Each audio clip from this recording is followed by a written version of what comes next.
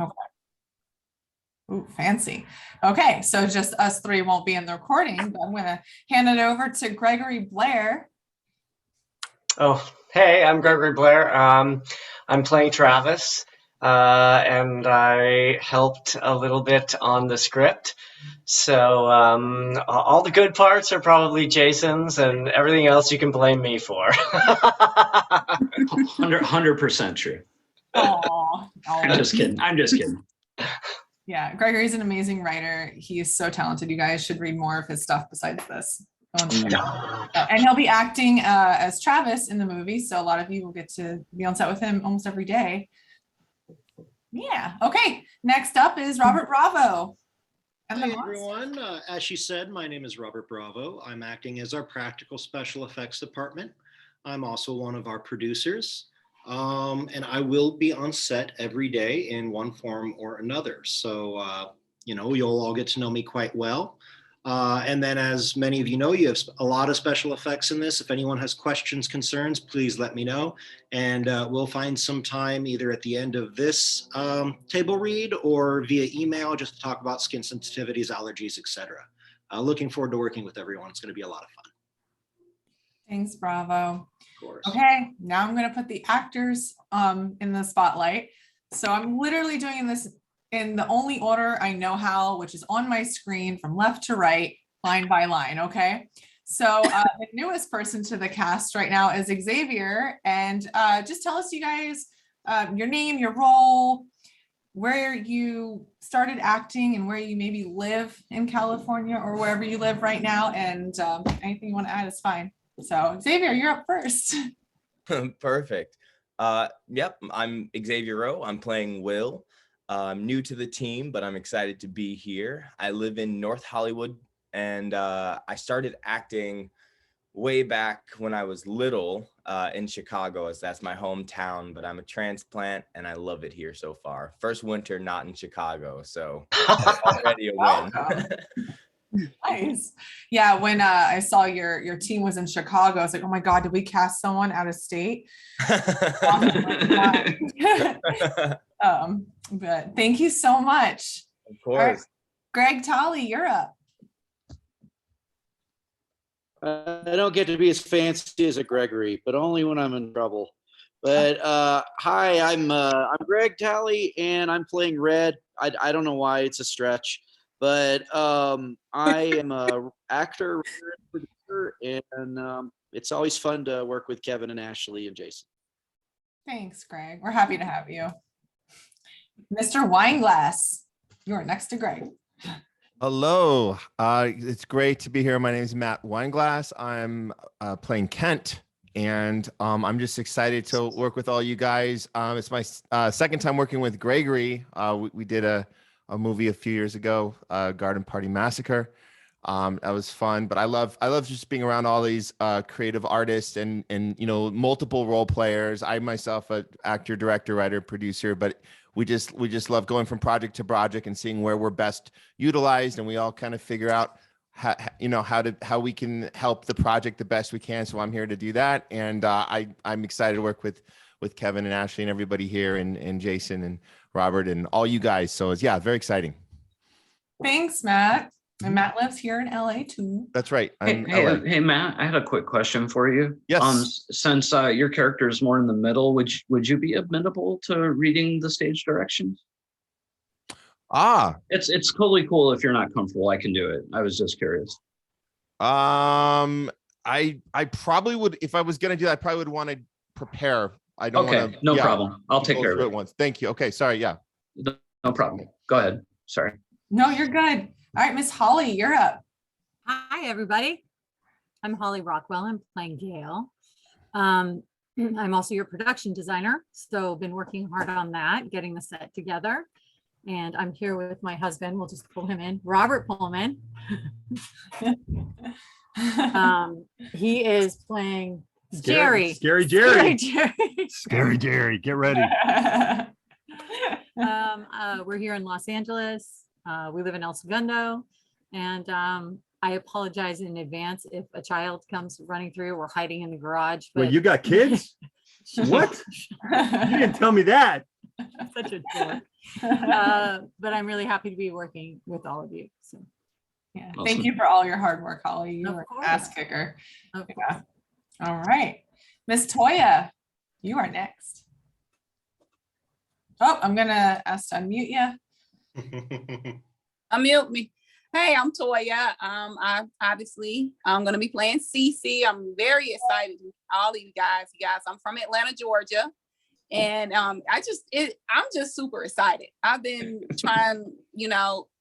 I just love it. I just love everything about the industry. I've been doing it for a little while now. Started 6 years ago, and everything's been really going great. So I'm just excited to be part of this team. I'm excited about the story. I'm here for it. Awesome. Yeah, we're super excited to see you bring Cece to life. She's a wild character. You guys have Wild. read it already. She's all right, Rachel. Hi. My name is Rachel. I'm playing Shiloh. I am so excited to work with so many of you guys again. Hi, Holly. Hi, Hi. Hey, Rachel, could Yes, you sir. pull back just a tiny bit from the mic? You're super It's loud. it's right here, so I'm You're- not sure how to do that. You're super loud.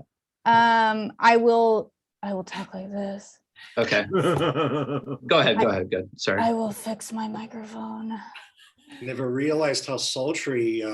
That's my fault. I was like, yay. And then she was like, yay. Okay, how back. about this? Is this better, Jason? That's Does that much better. feel- Much better. Okay. Yes, I reduced my microphone. The only thing you need to know about me is that I love cats. And yeah, I'm excited. Oh, Nice to meet you guys. and Awesome. she was here in LA, and she was, I believe, the star of one of Jason's features, Death Day. a few years ago. So that's how they met. So you can find it online and rent it and watch Death Day, right? Kevin is also in that. So Shameless plug. Rachel survived many a gallon of blood. Yes. Too funny. All right, Miranda.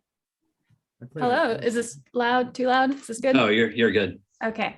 Hello, I'm Miranda Burke. I'm actually hailing from Albuquerque, New Mexico. So I am out of state, but my husband and I will be driving up to be there in time for dress rehearsal. So I'm excited to be there.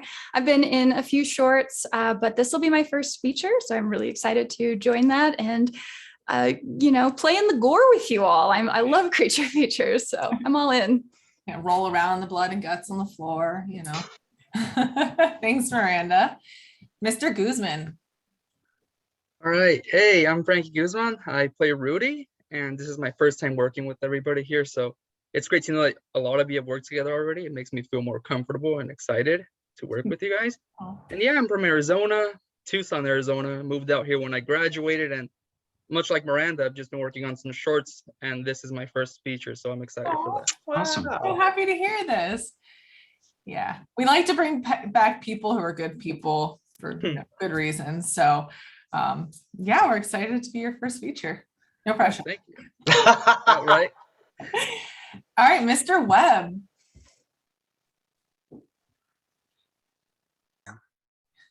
How's my sound? Am I okay? Yeah, you're fine. All right. Joe Webb, I'm going to be playing John. I'm in Savannah, Georgia, originally from almost Nashville, Tennessee, little town outside of it. First thing I'm going to be doing where I'm actually speaking, I've only done background work so far. Did a couple of things, did The Color Purple, Halloween, and Girl from Plainville, and Panhandle. So this is going to be speaking on anything. Cool. And I'm looking forward to it. We are too. It's gonna be great. It's gonna be so fun. He has his own little, not little, like big set being built. That's gonna be fun. All right, Scott Ward.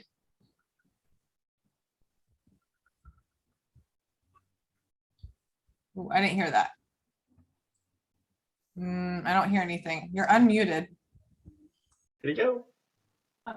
Now, wait, I think I heard you. Okay. Yep. There you go. Good. My mic's flipped around. Say, I'm Scott Ward. I'm playing Jared. This is my second film, actually. I'm doing my first one right now, a film called Land Uncharted. Cool. So it's dinosaurs. So I'm really excited about being in this movie and working with everybody. Living in near Portland, Oregon right now. I live pretty much all over the place, and I'm recently a decrepit retiree. So I've done every other job in the world. So this is I decided to do acting. How about that? And I'm from Cedartown, Georgia, where I was born and raised, Toya and Joe. Awesome. I'm super excited. You get a heck of an introduction to the world of movies with monsters and dinosaurs. Pretty awesome. It was did our last bit of filming last weekend, and it was me trekking around through the mountains and shores of the Oregon coast with 40-pound bag of crap on my back. So it was reminded me of basic training days. So okay. Well, nice easy one. Yeah. All right. Thanks, Scott. Lee Kuhn. Hello, everybody. Hi, I'm Lee Quinn, and I am going to play Lo. Oh, don't worry about it, Ashley. You have the rest of however long that we got, and nobody ever got it right first time. So okay, yeah, don't worry about it. Man, that's prettier. And yeah, but you like I remember there was people saying it like Quan. I don't know. I mean, it's great. Yeah. I am playing Lo, and I'm very excited to join everyone, and I feel honored to join the team. I just graduated last year, so this will be my first feature as well. So Miranda and Frankie, and you're not alone. And I'm very excited, and hopefully we'll have a good time together.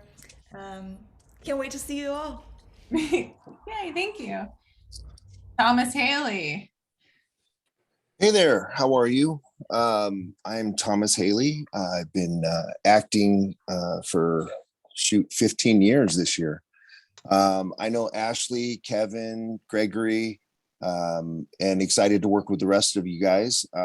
This is going to be a fun project. The script's amazing, and you can't be anywhere and not have fun if you got a bucket of blood. So bring it on, bravo.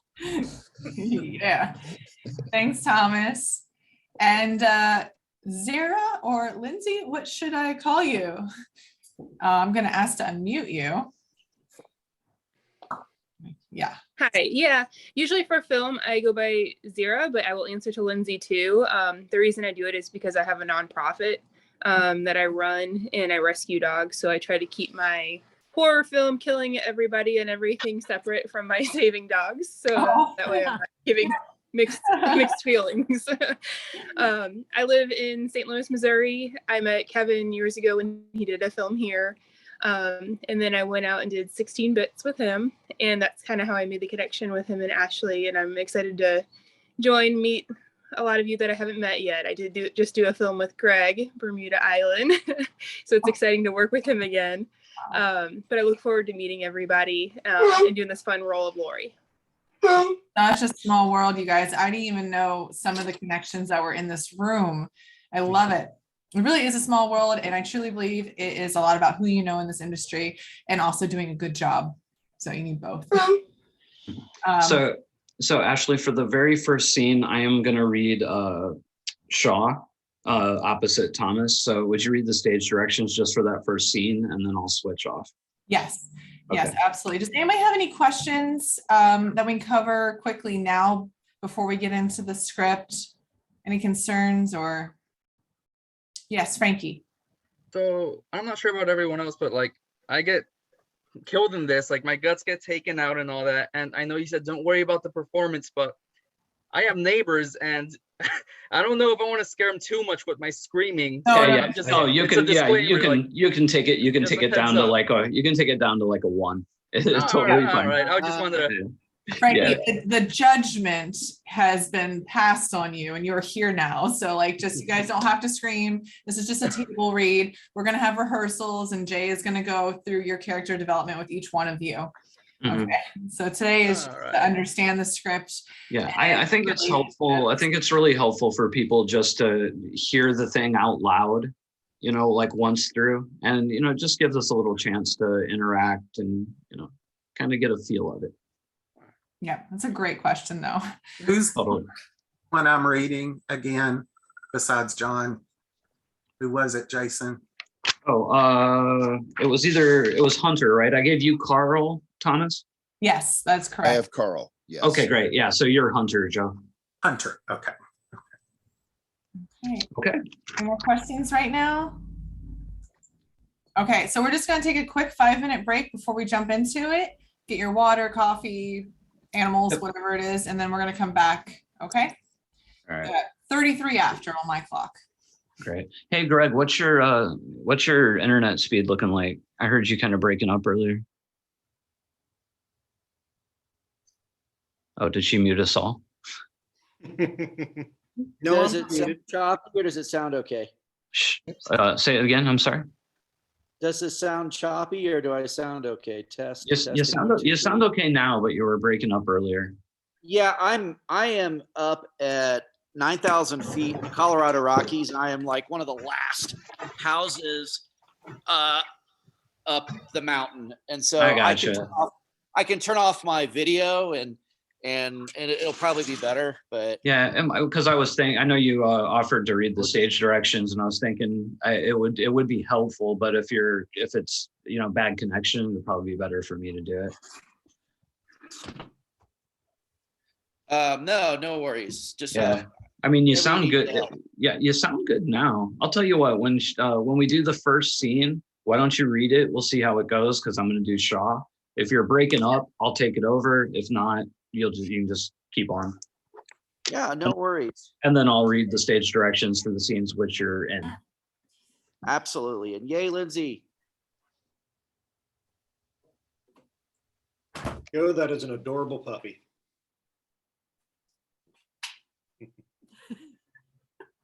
Thank you. Stop it. She was a rescue. So her name Coco. She's my little companion. Gregory, congratulations on Angels in America. That looks like a phenomenal staging of it.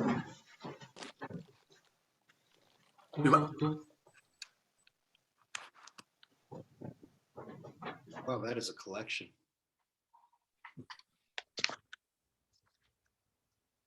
Is somebody talking to me? I'm sorry, I didn't hear. I was thinking out loud. I said that's a great collection. Oh, yeah. It kind of goes all the way around. I have no life. Truly, you belong in this team. I've spent many months in here just tinkering away and making weird stuff. So I wish I was closer. Yeah.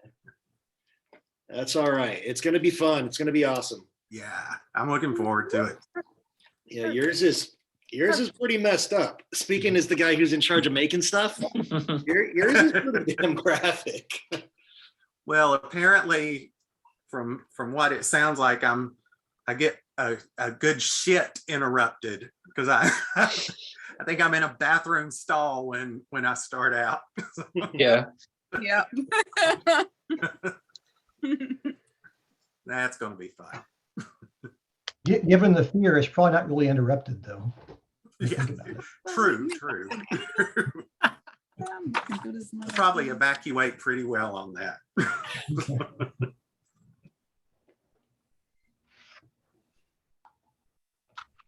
I don't think this shouldn't take too long, guys. It should be maybe an hour and 20 to get through it, maybe. I think she's talking about taking a slight break in the middle, but we should be able to just power through.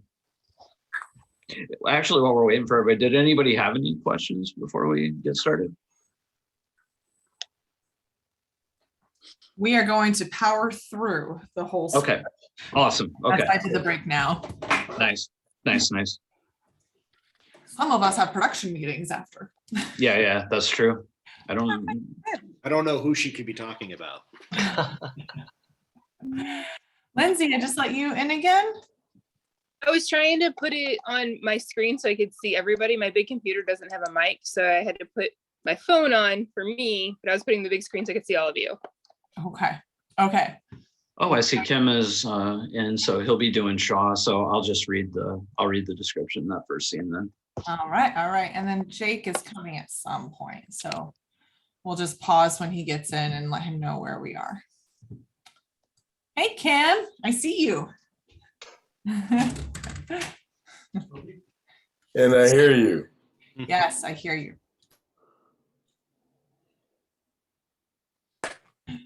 All right, so the only thing you missed, Kim, were intros, and we recorded it if you would like to watch them all later. Perfect. It'll be wonderful catching up. Yes. So we're just on a little bit of a break, and everyone should be coming back right now. Yep. So everyone, Kim here is playing Officer Shaw, and Thomas is your scene partner for most of your stuff. You guys can say hello to each other. Hey, Kim, how are you, buddy? Hey, Tom, how you doing? Good, man. Good. Yeah. Good seeing you again. If I felt any better, I'd be you. Oh. All right. So I think, let's see, are Greg and Matt back yet? Don't want to start without you. That would be rude.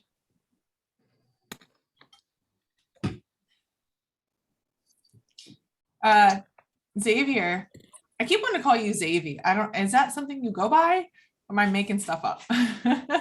my sister has called me Javi. My brother and sister have called me Javi in the past. So okay. In that same vein.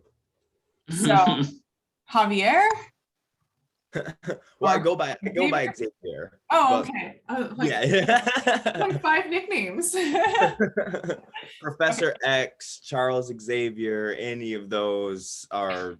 I think Professor X it is. That's cool.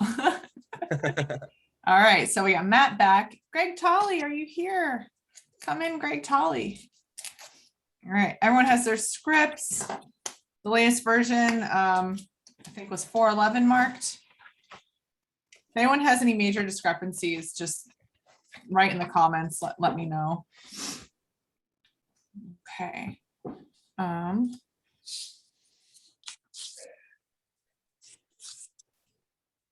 Yeah, I can't mute your second account, Lindsay, which is interesting. There's no mic. There's no mic on it. Okay. Interesting. Okay. What page does Red come in on, Jason? A little ways in. Okay. All right, so maybe we'll just go ahead and get started here. Okay. I do see your messages. Person who messaged me. Okay.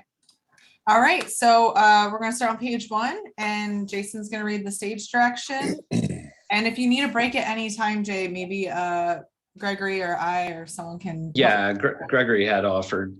Yeah. Oh, lovely. The other way. Okay. All right, so let's go ahead and get started. Okay. This is Craving. Superimposed over black. Junkie, also junkie. It's plural. Junkies, slang. Narcotics addict, especially one using heroin. One who has an insatiable desire or hunger. Interior, last exit, day. Beneath a blood-streaked exit sign, a steel door with bullet-sized dents creaks open. Sunlight spills over a mangled corpse. A lifeless arm stretched futilely towards the light. 2 police officers entered, guns raised. Officer Shaw, too old for this shit, regards the corpse with a world-weary grimace. Officer Washington, younger, stares wide-eyed and slack-jawed. Washington nudges Shaw forward. They step around the body and trudge through the gore-covered floor. There are various exit signs hanging on the walls. Blood drips from the ceiling onto Wash's gun. Shaw notices Washington's shaking hands.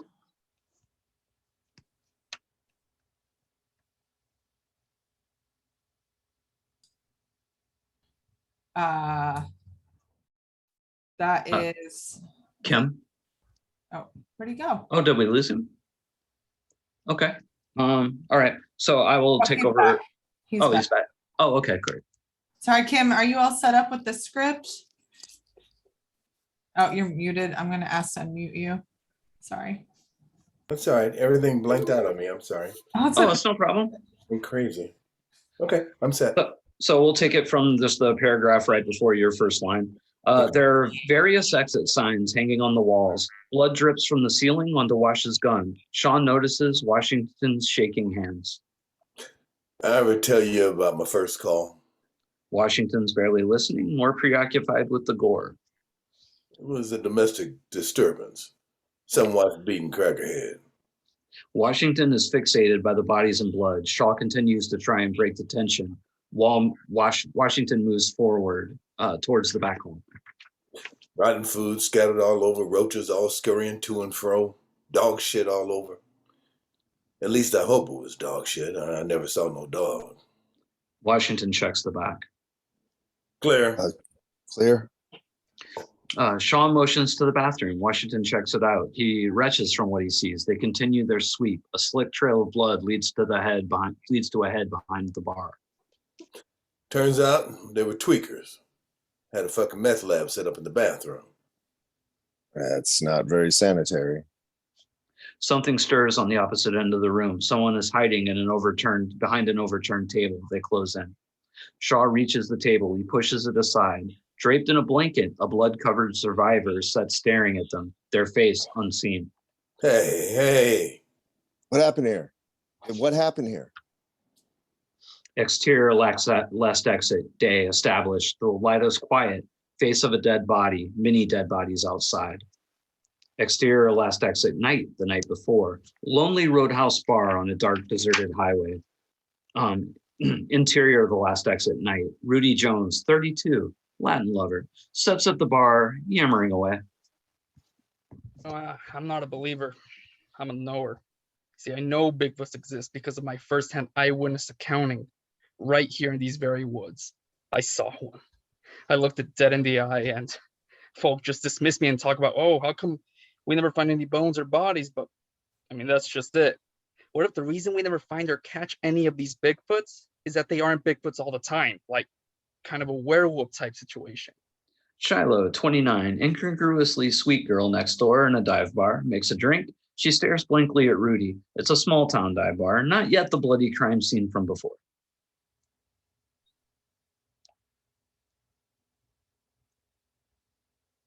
Scott? Yeah, I was on mute, sorry. Oh. I've heard some say there could be a paranormal aspect to them. At a table across the room is Jared Scott, suit and tie, looks very out of place. A bruised leather-bound suitcase rests at his feet. On the hand is a plaque with his name, Jared Scott. Don't encourage him, Jared. Jared nods and goes back to his cocktail. I mean, it could very well be paranormal. I mean, I heard they have their own language. And even if they communicate like we do, who's to say they're not more advanced than we are? The reason we couldn't even find them might be because they could be, they're just smarter than us. That's not much of a stretch. Don't be like that. Les Morton, the owner, 45, unassuming with kind eyes, wipes the counter on the other end of the bar. The AA credo is on the plaque behind her, along with a photo of her deceased husband. I'm telling you, Les, it's just trouble every which way. And I'm about to give up on women for good. On behalf of women everywhere, I say thanks. Les snickers to herself and shares a wink with Shiloh. She clams right up when Rudy makes eye contact. His gaze jumps right back to Shiloh. I mean, I didn't really mean you, Shiloh. You're always on my dance card. I've seen you dance. Now let me just say, Funky Town is not where you live. Les Oh, and what are you laughing at, old timer? I'm 45. Yeah, exactly. From the pool table in the corner, purebred farm boy Travis calls out, pupil in hand. You playing or what, buddy boy? He downs the last of his drink and slams an empty glass on the counter. Shiloh catches Les's eye again. Maybe you should give Rudy a break. He's a good kid. She gives Les a winsome smile. Alone at the table, Jared nurses his drink as he watches everyone else interact. He looks down at his suitcase, pushes it further under his seat, and takes a shot. There are half a dozen empty shot glasses before him. Can I get another? Les pours his shot. Shiloh takes it to Jared. Thanks. Shiloh glances at the briefcase. Jared notices and pushes it further underneath the table. Shiloh smiles and returns to the bar. Les stares at the copper 7-month AA chip in her hand. She notices Shiloh watching her. 7 months today. That's incredible. I'm proud of you. At the pool table, Rudy waits as Travis takes a shot. Pop. A ball goes into the pocket. Damn it. What can I say? I'm the best around. Rudy scowls. Travis snatches up the money on the table. Right. Double or nothing. It's your paycheck. Rudy racks up the balls. Travis spots Riley across the room. She's sitting by herself in a booth, furiously writing in a bound notebook. Oh, that's what I'm talking about. Travis approaches. He notices an advert for WME radio behind him with DJ Gen X, who happens to be Riley. Hey, girlie, caught your show earlier. It was great. I was thinking, No. What? No way, Jose. I'm sorry, I just was. Screw. But. Just one night. I'd love to just sit here, work on my pitch. What kind of pitch? For MTV. I just want to write my pitch in peace without being pestered. Let me ask you something. Is this the face of someone that wants to fuck you? I reckon not. Yeah, because it's fucking not. Now leave me be. Sure. He leaves defeated, but tries to hide the disappointment from Rudy. Riley goes back to her writing. Think she's gay. I mean, she's been sitting there writing for like 4 hours, addicted to her work. I mean, what's a guy to do? Leave a girl alone. Travis shoots her a dirty look. Cece, a short firecracker, bounds into the bar. She's punk rock, gives no fucks. Hola, motherfuckers. Travis perks up. Rudy sneers. She grabs the cue ball and sends it flying to the nearest pocket. Hey. Frank's outside. Just need your truck keys. What? Who's Frank? Just a guy. Are you jealous? Just hauling some stuff. I mean, boring. It's just. She pecks him on the cheek. Sorry. Go ahead. Sorry. Sweetie, that's okay. Sweetie, we're just hauling some stuff. Boring. She pecks him on the cheek. Travis blushes. Rudy rolls his eyes. Travis hands her the key. She pecks him on the cheek. Where's the head? Travis motions towards the bathroom door. I'll see you in the quick. She saunters off. Jared watches her go with great interest. Riley shakes her head in quiet disgust and returns to her work.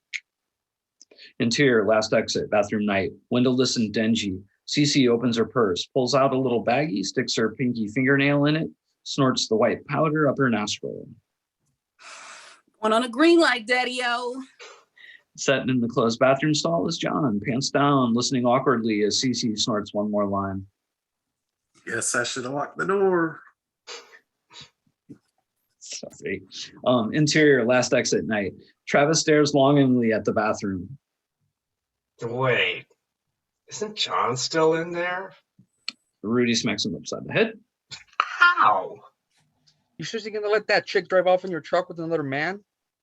You can't build a relationship without trust.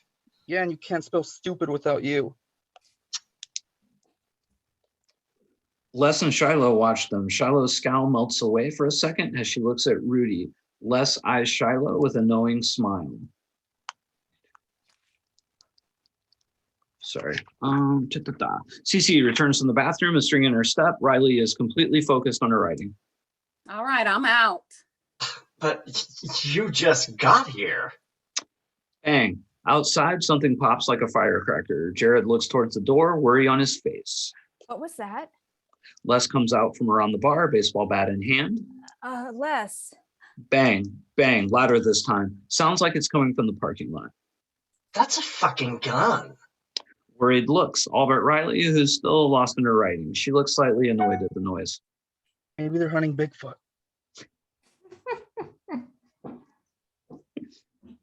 Oh, probably those damn Sandra kids again. M80s. Damn brats. It ain't New Year's. Damn Gen X. Gen Y. Whatever fucking number they're on. Les moves towards the door. Bang, it's very close. That's a fucking gun. Les reaches the door. Les, just call the cops. Come on, Billy. Don't be a hero. Les' hand closes on the door. Les, don't. She starts for the phone on the wall. Gonna give those punks what for? Les opens the door. Bang! Les is shot in the head. Blood and blains fly. Her body slumps on the floor. Blood oozes from her mangled face. Shiloh screams. Jared jumps. Riley looks up from her writing like she's almost into it. Shiloh rushes to Les's side. No, no. She rushes to Les. Fuck this. Travis makes a break for the door. As he reaches it, a .357 revolver pokes through the doorway, pointed at his head. Travis backs off. The gun is held by Gail. She rushes into the room, exuding calm and control, a cool breeze. Everyone stares in shock as 4 other people spill in behind her. Will, 21, dark circles under his doe eyes. Thick sweat mixed with splatters of blood run down his face. His shoulders are slumped from the weight of the world. On Will's hills, Mac, 40, built like an ex-athlete with unkept hair and a beard. He looks protectively at Gail, but she's obviously in no need of protection.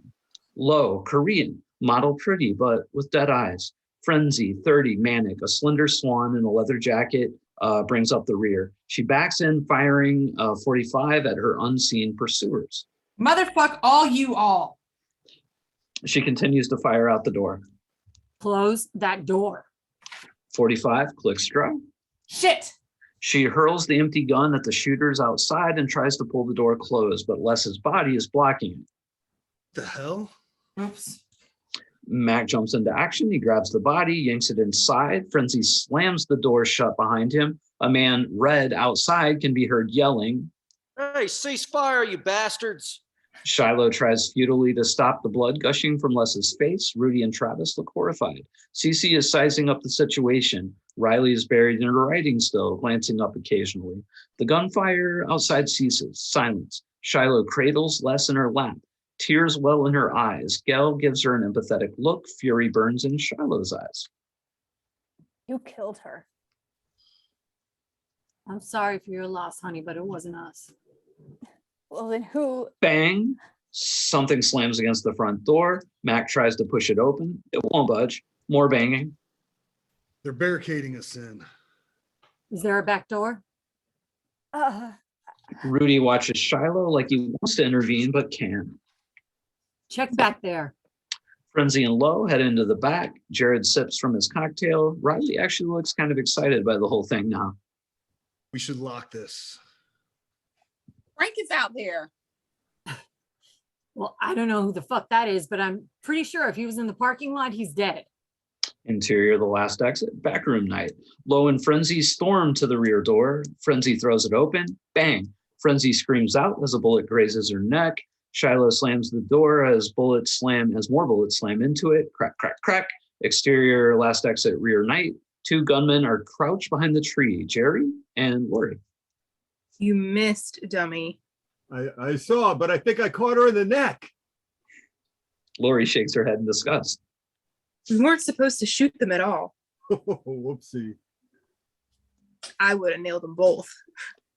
Jerry giggles. Red, mean, imposing. He brings the butt of his gun down on Jerry's back. Jerry cries out. What did I say? Don't shoot the people. Just keep them inside until the boys can seal them up. Right. And what did you do? Shot the people. What are you grinning at? You were in charge. Just keep them inside or it's all your asses. We got this. 2 other men approach the back door with boards and power tools. Interior, last exit night. The banging continues at the front. Shiloh sobs over Les's body. She's gone. You need to get over there with your friends. I'm not leaving her. She's not asking. Shiloh stares Mac down, sees that he means business. I'm not moving. Gail reaches out to grab Shiloh. Rudy hops to and stands between them. Wait.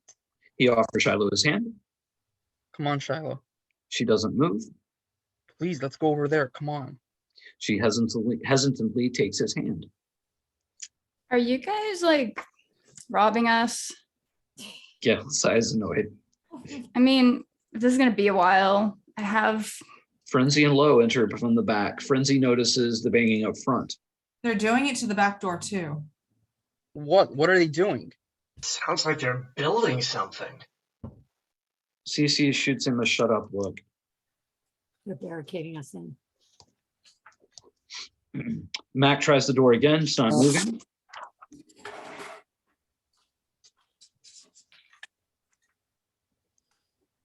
Do we just, all right. The phone rings. Everyone turns towards it. Gail aims her gun at Shiloh. Don't even think about it. Hey, there's no need. Mac grabs the phone. No, oh, sorry. Sorry. No, wait. Mac rips it off the wall. What? Travis and Rudy glance at one another, shared terror. Shiloh is still weeping, staring at Les's body. Jared notices. Hey, can we cover her up, please?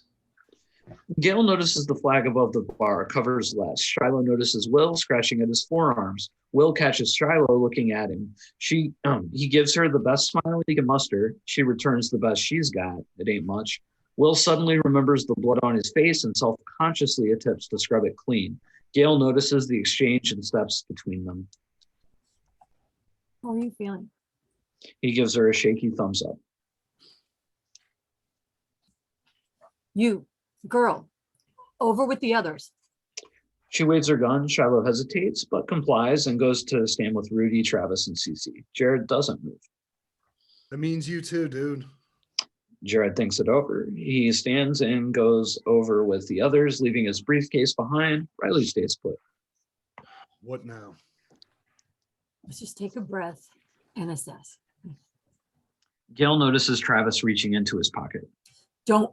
You keep your hands in sight, all of you. They slowly reach for the sky.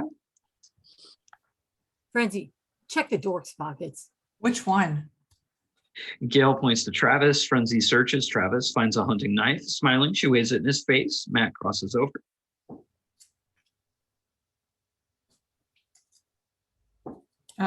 Kevin? Oh, did you not hear me? I got this. Oh, sorry. Frenzy smiles, backs off. Mac checks the others one by one. Jared is staring at his briefcase across the room. Gail checks a revolver, 3 slugs left. Mac notices Jared looking at the briefcase. What's in the case? Jared doesn't answer. Mac storms over and grabs the case. It's locked. He raises it over his head. Don't. Gail trains her gun on him. Mac brings the case down on the ground, cracking it open. He looks inside. Riley and the others try to peer in from their vantage points. Is this what I think it is? Jared nods. Mac closes it gently and places it back under the table. The others look questioningly at Jared. This is a trip. Does anyone have sorry. weapons? I get They all shake their heads. Frenzy walks around, eyeing them, keeping Travis's knife in her hand. She stops in front of Riley and holds her gaze. Can I help you?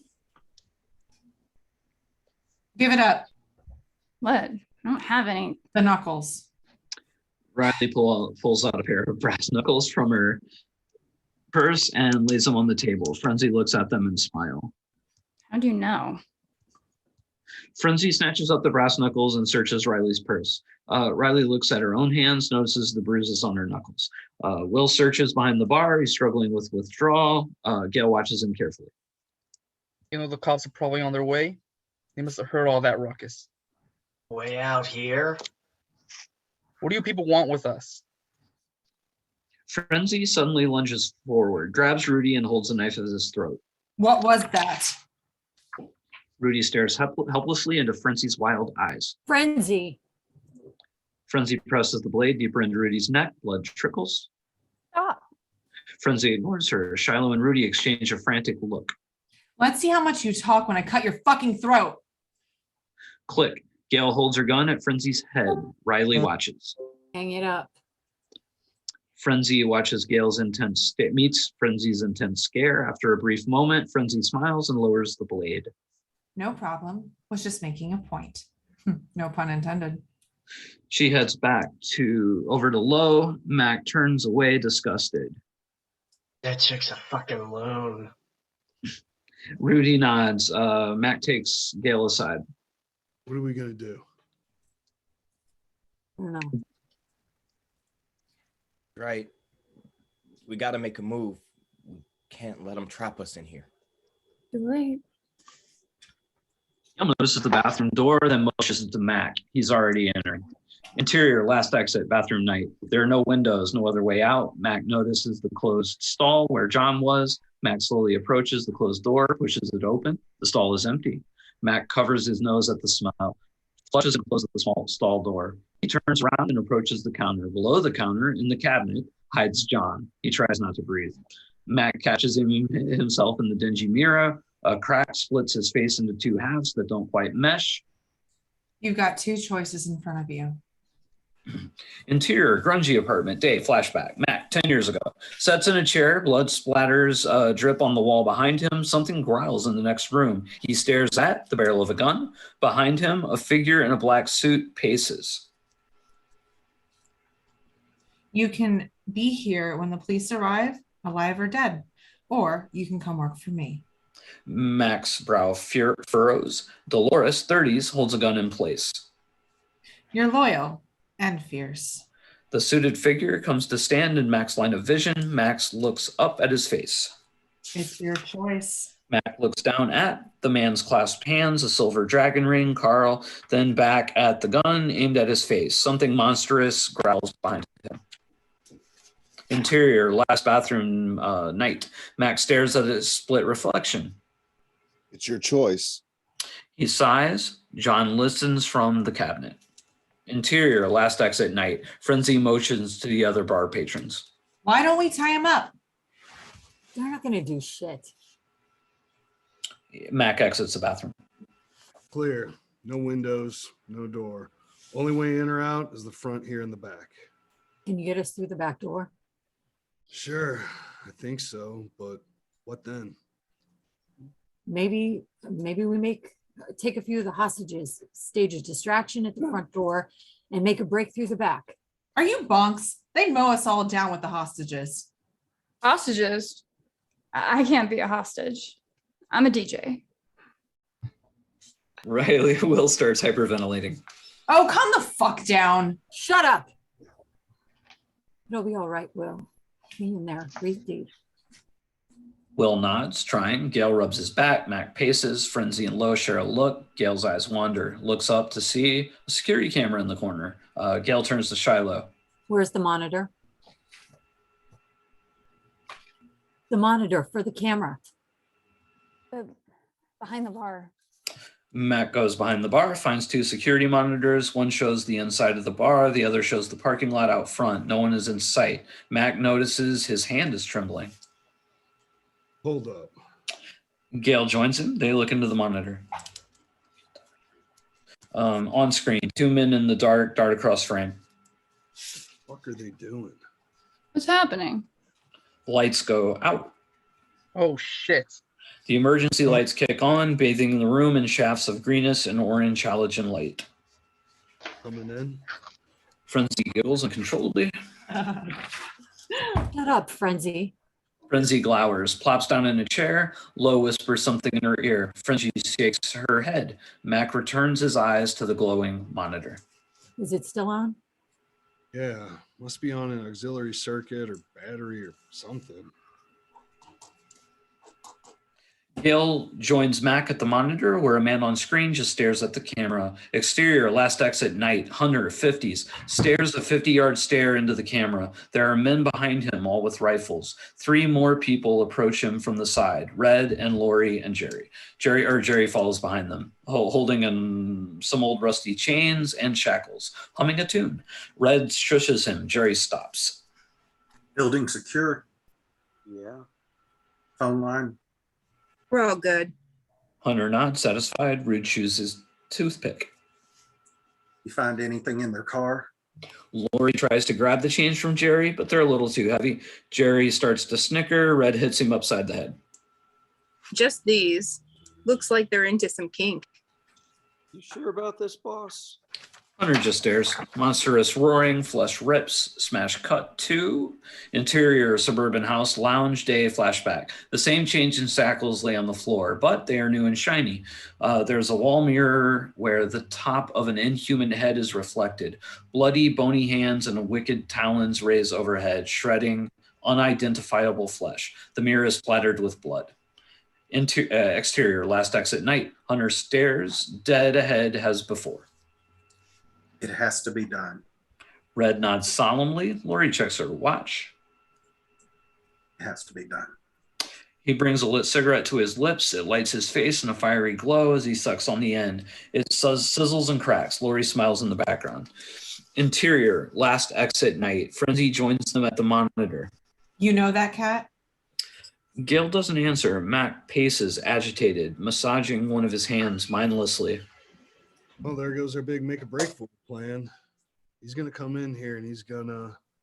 He looks at Will, screeching feedback, then a loudspeaker voice from the outside. Can you all hear me in there? Everyone freezes, silence. I'll take that as a yes. Exterior, last exit night. Hunter sits in his chair, smoking his cigarette. Red is next to him with a loudspeaker to his face. The rusty chains are at his feet. Hope you're all nice and comfy. Jerry giggles behind him. Lori paces like a caged animal. Let's just storm in there and kill them all. Hunter throws her a chilling look. She clams up. Interior, last exit night. Everyone's frozen as they were. It'll come as no surprise that you are surrounded. The entrance and exits are sealed, and we got men at both, just in case you manage to break through. Interior, the last exit night. Everyone's looking around, mortified and or stewing. What may come as a surprise to some of you is that there is a killer, a straight up monster among you. Killed a lot of folk. Exterior, the last exit night. Hunter stands and takes the loudspeaker. And it's all going to end tonight. He hands the loudspeaker back. Interior, last exit night. No one moves. What the living fuck? That's it? No demands? Low and Frenzy exchange a look. Mac takes a step back. I don't get it. What do they want? Mac tries to steady his shaking hand.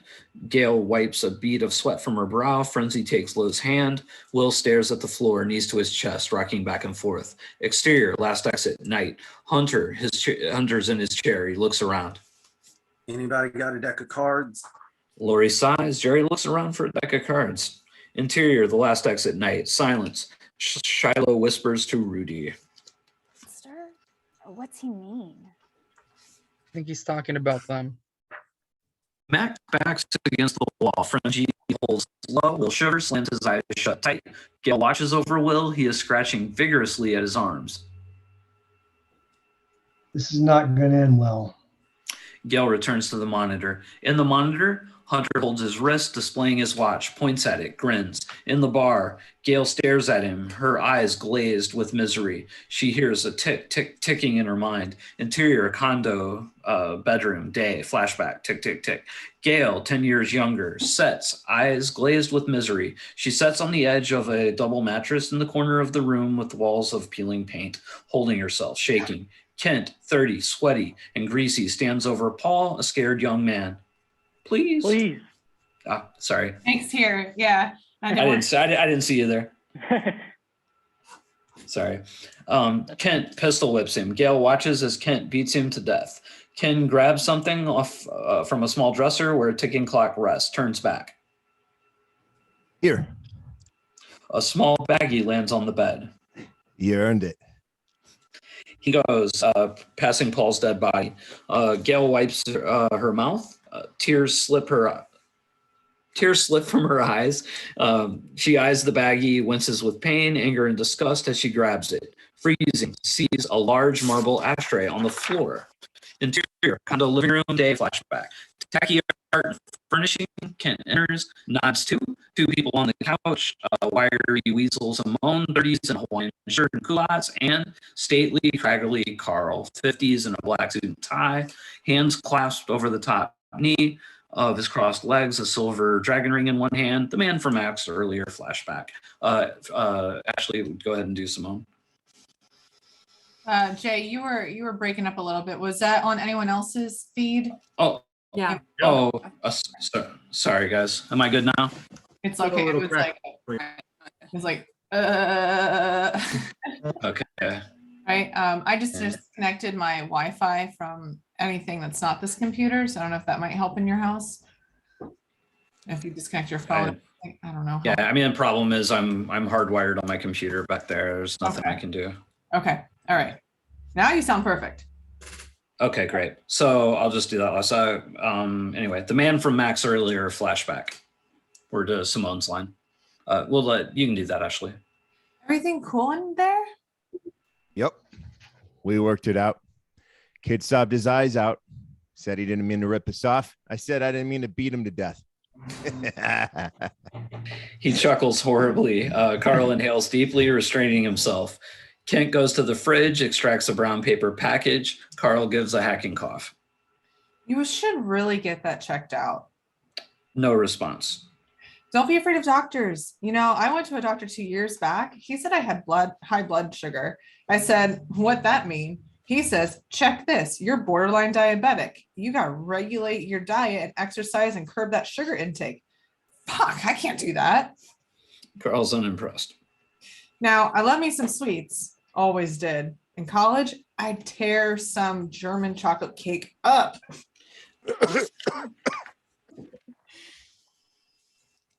Just move on. But I don't eat that shit no more. Now I'm the very paradigm of self-control. Take that basic bitch in the other room. This badass had the nerve to question me in front of my people, no less. Now, the old me would have faded that bitch fuck right then and there. No questions asked. And I gotta admit that hunger still burns, but I controlled it and came up with an alternative. She pauses for dramatic effect. Carl keeps his poker face. I had that dip smoked. Later, of course. Simone chortles and smacks the table. Control, baby. Fucking self-control. Dad stares blankly. No, you're right. We got business here.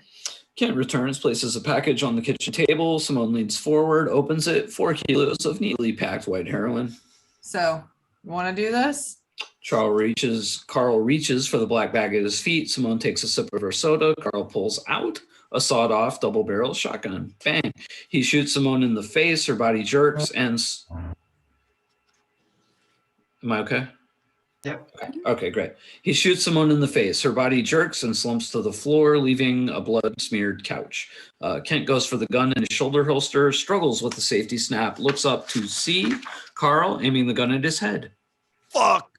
He spins around to run. Whack! Gail smacks his head with the marble ashtray. Kent crumples to the ground. Gail falls to her knees and plows the ashtray into his skull over and over again, caving it in. Carl watches her, lips parting, just the slightest, out of breath, face and hands splattered with blood. Gail rises up from Kent's mangled corpse. She looks at Carl. Want that? She motions with the gun to the heroin. Gail eyes him, leery, hungry, but mistrustful. Tell you what, you come to work for me and I'll take care of you. No sex, nothing funky like that. Just help me rob from these soul-sucking dealer scumbags, take their stash, and keep the cash. Gail looks down at Kent's body, back at Carl, and nods. Go wash up in the sink while I pack up. But be quick. Sorry to cut you off. Interior car, suburban street, day, flashback. 10-year-old Will sits in the rear, scratching his elbow, watching. Carl and Gail cross the street with a case of heroin. Finally. Will, sit down. Years younger and clean shaven, Max sits in the driver's seat. He shifts restlessly. Carl opens the front door. Gail gets in. She and Mac eye each other as Carl closes the door, gets in the back.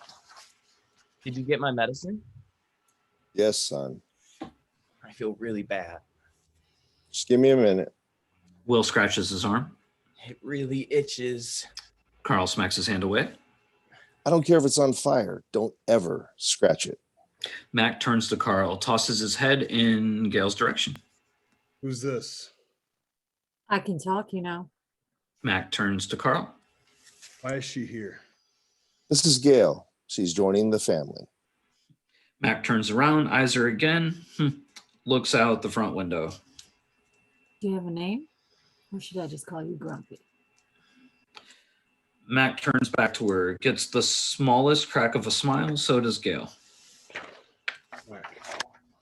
Young Will screams out in pain. Mac and Gail look back to see young Will writhing in some kind of agony. Mac reaches over the seat and grabs hold of young Will. Better hurry. Carl pulls out a small black kit and cooks up some heroin. Gail watches wide-eyed. What the hell is going on? Young Will cries out. Mac hangs on to him. Hold on, boy. It's coming. Gail watches in horror as Carl feels the needle with heroin and grabs the boy's arm. Hold him still. Mac helps hold the arm. Carl injects the boy. What the hell are you doing? She looks at him stunned. Young Will's eyes roll in the back of his head. He mumbles something, then falls asleep. Carl turns to Gail, pain in her eyes. Think I'm a monster? Gail can see the agony in Carl's eyes. She swallows a lump. You have kids? I can't. Carl's gaze falls to young Will, sleeping peacefully. Gail's eyes melt with sympathy. Interior, last exit night. Gail regards Will sitting against the wall, shaking and scratching his elbow through his sleeve. Don't scratch it, okay? She places his hand on his head. It'll be okay. His eyes mist up. It'll never be okay. You know what we have to do. Don't say that. Tears burn down his cheeks. I just want it to be over. Gail pulls him into her arms. Mac watches, moved, fighting it. Shiloh looks on, sympathetic, as does Jared. That kid's got it bad. I guess they all do. Cece watches with great interest. She quietly digs into her purse and pulls out a prescription pill bottle labeled Geritol. What are you doing? What is that? It's an anger suppressant. Well, what happens when you run out? I get angry. Frenzy and Lo watch Will as well. Frenzy has to look away. Her eyes goes wide as she sees Rudy watching her in Lo. He quickly averts his eyes. Frenzy gets a wicked smile, rises, struts closer to Rudy. Hey, He turns back. it's okay. You can look. She stretches, long, luxurious, moves closer to him. He's fascinated, if terrified, deer in headlights. She smiles even wider. Shiloh frowns and looks away. Frenzy plays with her hair, licks her lips as she gets closer, and bam, smashes his face with a right cross. He staggers to his knees. Frenzy holds out her arms. Boom. How do you like me now, asshole? Enough.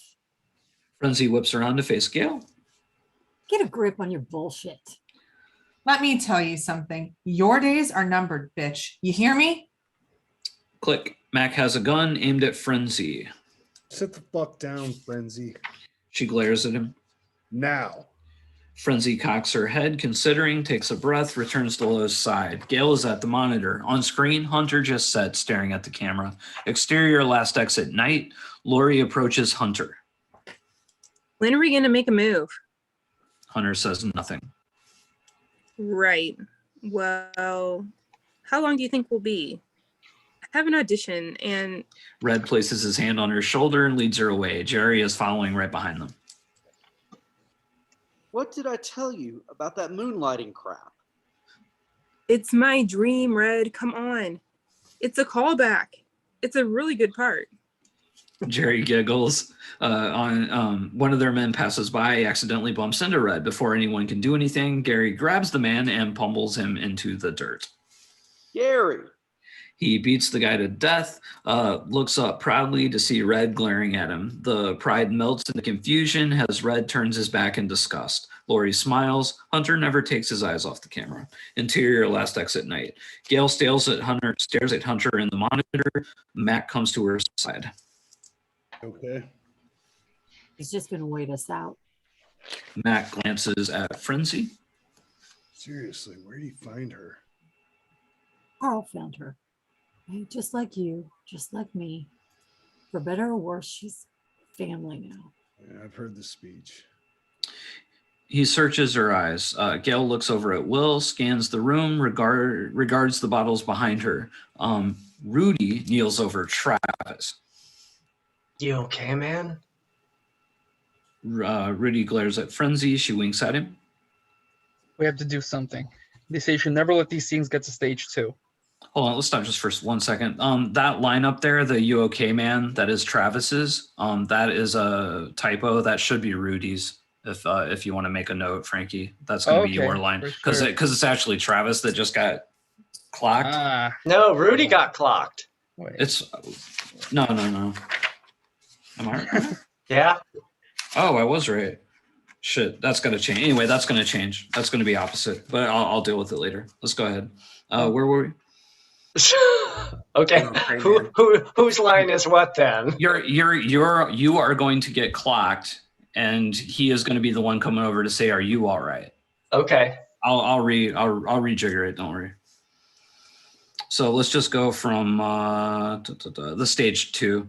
Rudy's line. We have to do something. Okay, we have to do something. They say you should never let these things get to stage 2. Stage 2? No, guys, you're thinking of never let a kidnapper take you to the second location. Whatever. I'm gonna fucking kill that bitch. I said no talking. They clam up. Gail returns to Will, a bottle of Jack in hand. Arms and leg weigh a ton. He's shivering. He holds the Jack out to him. Here, it'll help some. He takes it. We're gonna fix this. I'm gonna fix this. I promise. Will looks at her, shaking, fighting more tears. He looks away, miserable, curls up on the floor with the bottle. He doesn't look so good. Gail looks up to see Shiloh has come close. Is there anything we can do? He needs his medicine, and we don't have any. Shiloh nods, notices. Gail's hand shakes. Gail quickly clenches her fist. Shiloh swallows a lump and moves away. Gail's gaze drifts back to Will. His eyes are closed, but he still shivers. I'll think of something. Will's eyelids flutter. Interior, suburban house, kitchen, day, flashback. Young Will sits in the kitchen, staring at a plate of cookies. He looks ill, scratches his elbow, yelling from the other room. Don't touch me. Dolores and a younger hunter. Actually, Ashley, just go ahead and read Dolores. I'll read Dolores. Okay. Dolores and a younger hunter, less gray in his beard, stand face to face in a spotless room. You know nothing about us. Nothing. I know they. Sorry. I know they caught your new man with heroin, for fuck's sake. It isn't what you think, and it's nobody's goddamn business, least of all yours. Interior, suburban house, kitchen, flashback. Young Will starts shivering. Not my business. He's my son. You're my wife. Ex-wife. Baby, I'm trying to do the right thing here. Now? You're too late. You had your chance. Interior, suburban house, lounge, day, flashback. We could have worked it out. Dolores fumes. It would have been a disaster. And you would have known that if you hadn't had your head up your goddamn ass and knew what your son had begun dealing with.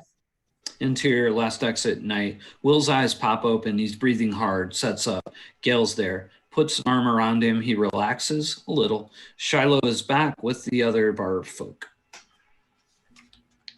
He's going through withdrawal. No shit. They all are. And they're going to start getting crazy. We could just figure out which one the man outside wanted. Y'all shut the fuck up over there. The bar crew eyes her silent. She looks over to see. Will takes a swig from the bottle of Jack. Frenzy goes over to Mac. She points at Will. When's the last time he fixed? Mac looks at her hand. It's steady as a rock. Funny you should ask. I was wondering the same thing about you. You got something on your mind?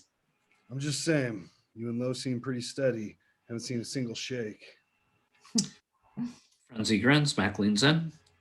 I'm asking nicely now for the kid. Are we holding? Frenzy huffs. No, asshole. I'm not holding. If you have something, you should share. Excised. Look, if the kid doesn't make it, so what?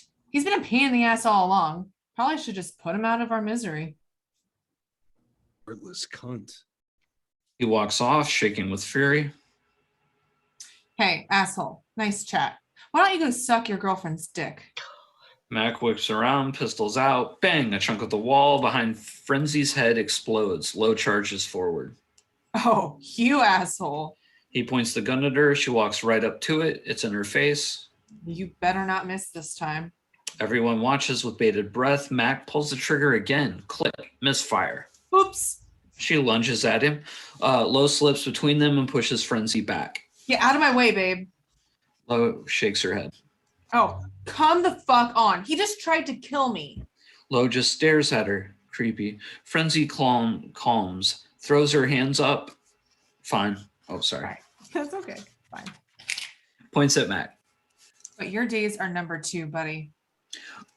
Low leads her back to the corner. Mac just shakes his head, angry, disgusted, turns to the bar to try to unjam the gun. CC whispers to Travis. Look, looks like they are primed to kill each other. Just need a little push. Low holds Frenzy. Frenzy sets her head on Low's shoulder, stares into space, has Low's finger strokes her neck. Frenzy's voice cries out from somewhere. Interior, sparse apartment, day, flashback. Frenzy cries out, wide-eyed, a hand on her throat as she lies in the bed. Low is on top of her, one hand around her throat, the other under the sheets wrapped around them. Frenzy cries out, louder. Low squeezes her throat harder as Frenzy climaxes. The cries get muffled, become whimpers, begin to descend. Low rolls off Frenzy. Frenzy gasps, trying to recover her breath. A slight breeze blows from the sheer drapes over the window. Whoa. She starts to laugh. Low turns to look at her questioningly. It's just life, you know? Mine, anyway. Fucking lonely white girl growing up. Always on my own. Looked at like an alien or something. Then you come along. Got me right away. No one else there ever really did. Low smirks at that. Like you see inside my soul. Like you have this power. It scares me sometimes. 난 괴물이야. 오늘 아침 어렸을 때 새끼 고양이를 찾았어. 엄마 아빠가 동물 키우는 것은 안 되다고 했어. 근데 엄마 아빠가 집에 오기 전에 기틀이 들이면 데리고 있게 할 거야. 하루 종일 안 클게 집 엄마 안 만들게 기다리려고 했어. 근데 안 되는 거야. Low looks over. Oh, I'm sorry. 되게 You can finish. Yeah, thanks. 시간은 계속 가고 고양이를 기다릴 수가 없어서 엄마 아빠가 집에 곧 오고 울기 시작했어.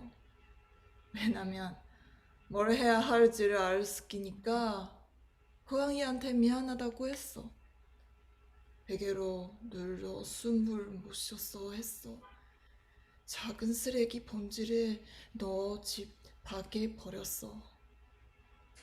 이 얘기 아무한테도 안 났어.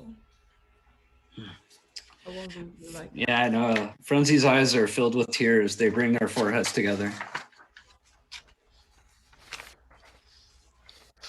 Interior, last exit at night. Cece's chair scrapes the floor as she rises. Gail trains her gun on Cece. Oh, I just got to take a leak. Gail turns to Frenzy. Frenzy. Frenzy huffs.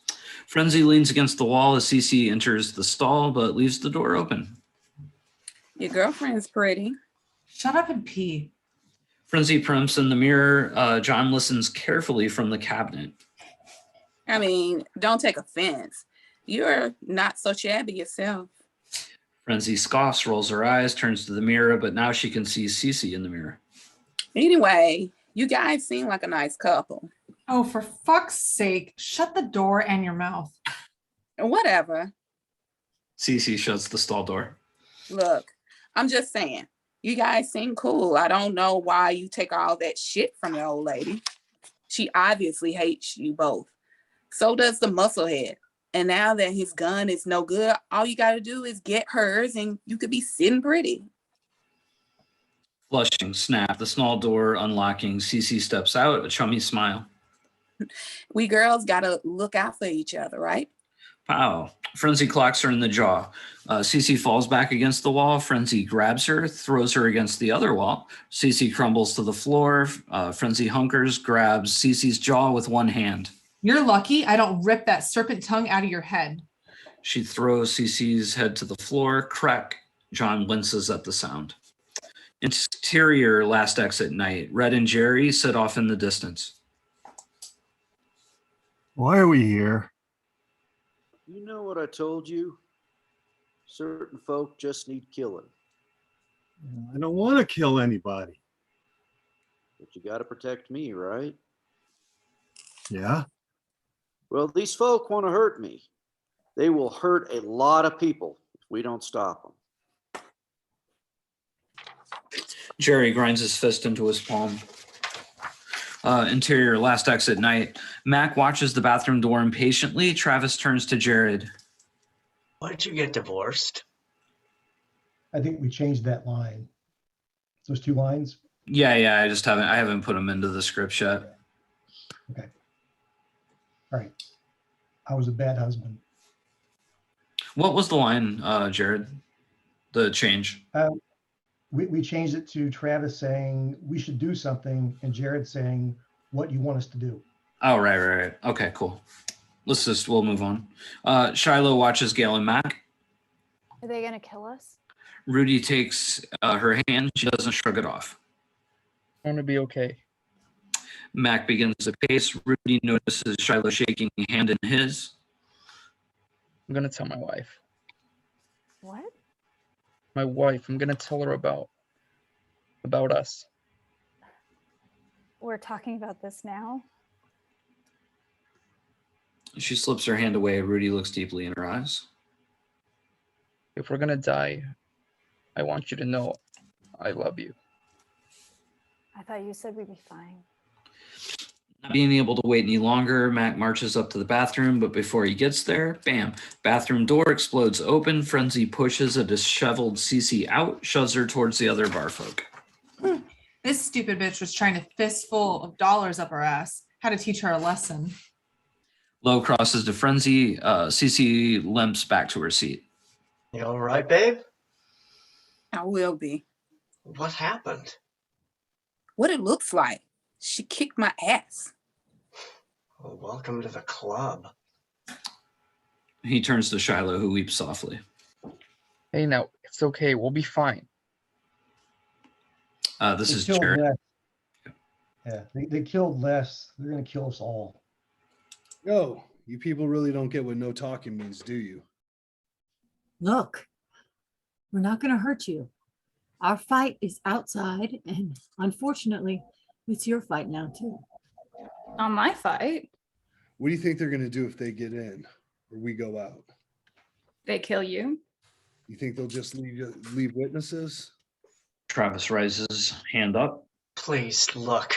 We're just thinking, you want out of here, we want out of here. Maybe we can work together, help each other. Mac and Gail share a quick glance and look at the men in the monitor with guns. How are you going to help us? Travis scrunches his face. I'm not sure, but there's safety in numbers, right? Maybe we make weapons, Molotov cocktails from the bottles.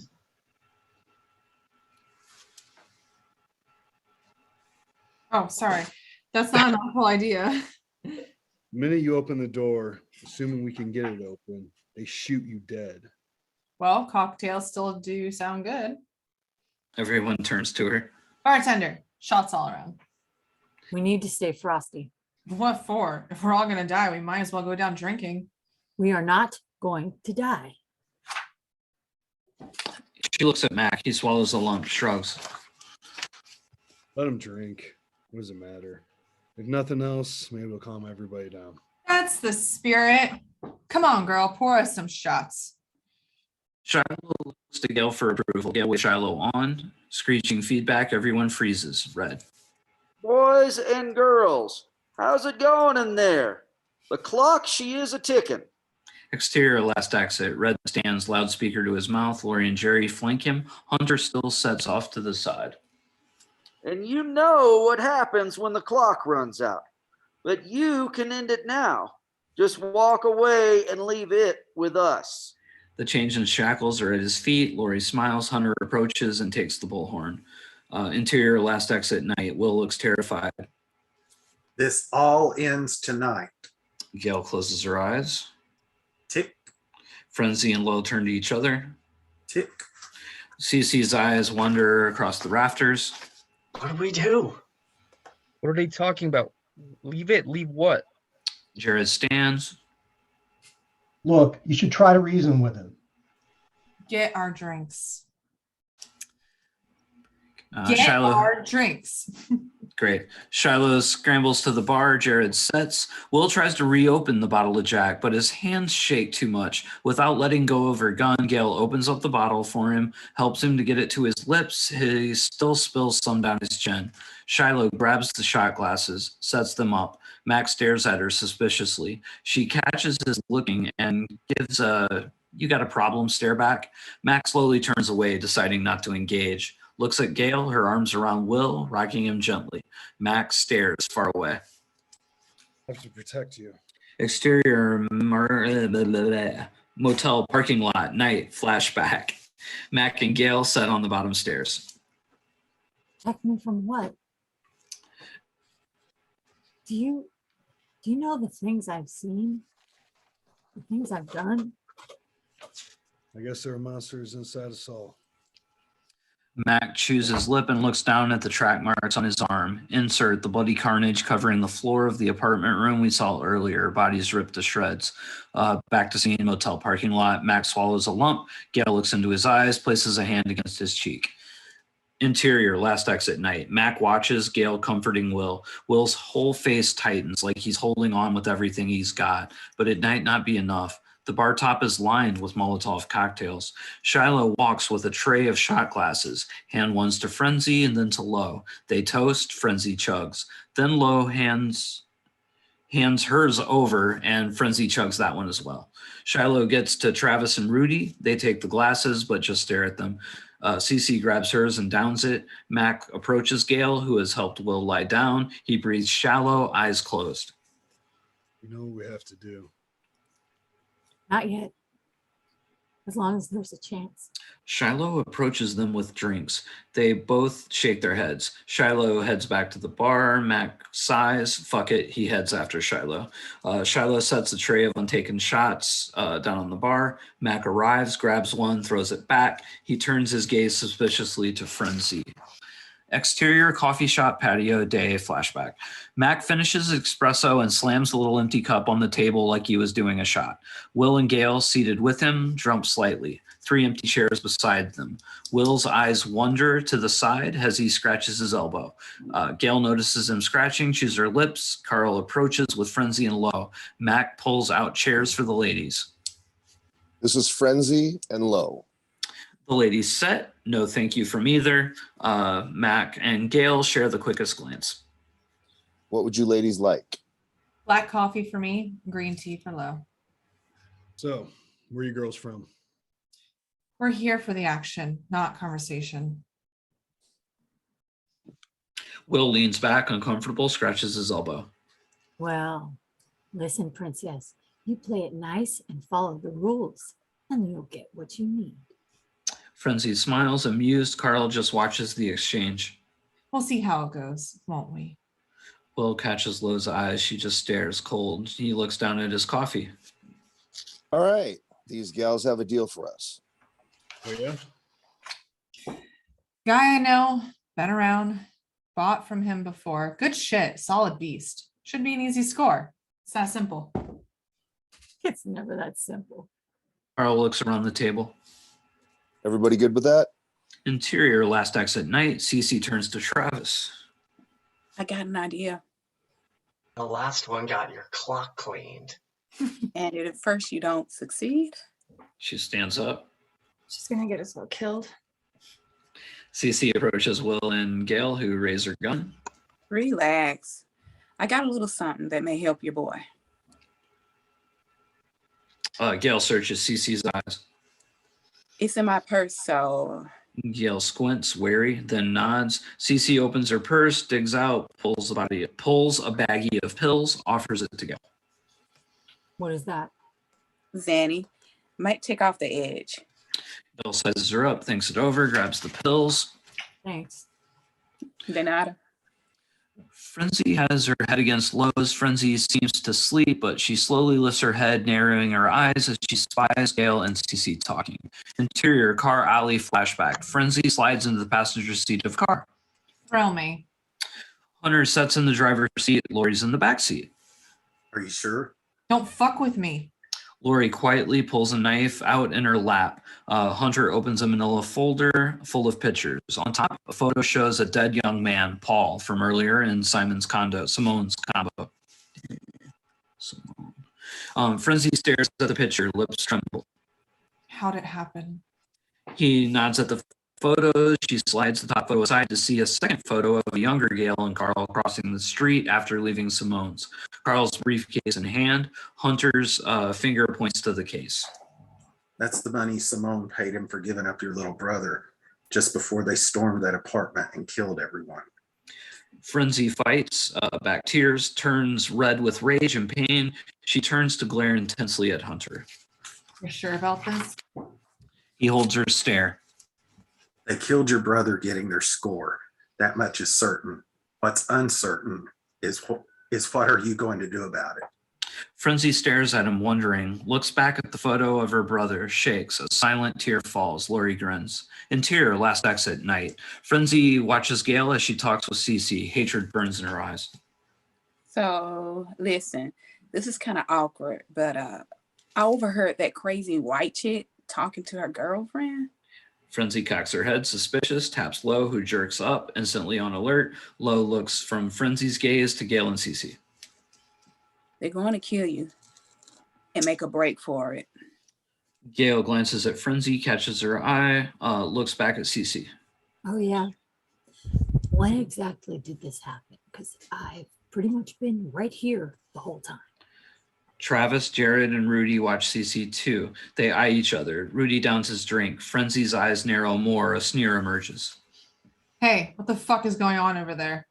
Mac whips around, stands at the ready. None of your business, Benedict Arnold. Frenzy What did you jumps call up. me? What does that even mean? Don't let her play you, Gail. Gail aims her gun at Cece. Is that it? Girl, are you playing with me? Cece huffs. You think I got any skin in your game? What do I care what happens to any of you? But if they're gonna pull something, that affects all of us. Frenzy steps forward, Lo right behind. Gail studies Frenzy's eyes. You lying, game playing, manipulative little. Mac steps forward, Gail bolts up, swings the gun at Frenzy. Frenzy jerks to a stop, so does Lo. How much did he pay you? What? What have you done? Nothing. I don't know what that bitch said to you, but she's lying. This isn't about her. I trust this bitch as far as I can throw her. Frenzy pulls Travis's knife out. Gail pulls back the hammer on her gun. Look me in the eye and tell me it isn't true. Oh, you want truth? How about the fact that you killed my brother? What? You and Carl. Everyone looks shocked. Oh, shit. How'd you know? Lucky fucking guess. We didn't even know you had a brother. I saw the pictures, Gail. What pictures? You and Carl with a bag of money leaving the scene of the crime, and Mackie Boy driving you all off like the good little lapdog he is. Mac starts for Frenzy. Mac! She reaches out to stop him with her free hand. Cece seizes the opportunity and clocks Gail with her purse. Gail staggers and Cece wrenches the gun from her hand. Riley jumps to her feet. Nice. All right, all you motherfuckers get behind the bar now. Sassy, shut up. Don't be stupid, kid. And you've only got 2 shells left in that gun, you little snake. I don't like your odds. that's at least 2 of you dead. Then it's 4 against 2 in our favor. How do you like those odds, bitch? Rudy, Travis, and Shiloh watch the standoff. Do as she says. She and Mac head for the bar. Frenzy scoffs. You think you can do it? Fuck around and find out. Cece, come on, man. What the fuck are you doing? Shut up, you spineless fuck. Travis's jaw straps, stung hard. Cece shakes her head in anger. Exterior, the last exit night flashback. Compact car pulls into the can you read the description here, Ashley? Yes, excuse me. A compact car pulls into the lot, parks, lights turn off. Cece's at the wheel. Frank Monatelli sits shotgun, a wife beater revealing full tattoo sleeves. He's ripping a gun around one finger. So who's this dude again? Yes. Frank points the gun at her. Don't play games with me, honey. She slaps the gun away. Don't point guns at me, dickhead. Whatever. I told you, he's a chump with a crush. He's got a truck. We need a truck. Simple as that. So we get the truck, we pull this little heist, come back, dump the truck, and then off we go with no more money problems for the rest of our lives. The cop will trace the truck back to fall. Excuse me. The cops will trace the truck back to our fall guy, and we'll be sipping margaritas and enchiladas. Nice. Ensenada.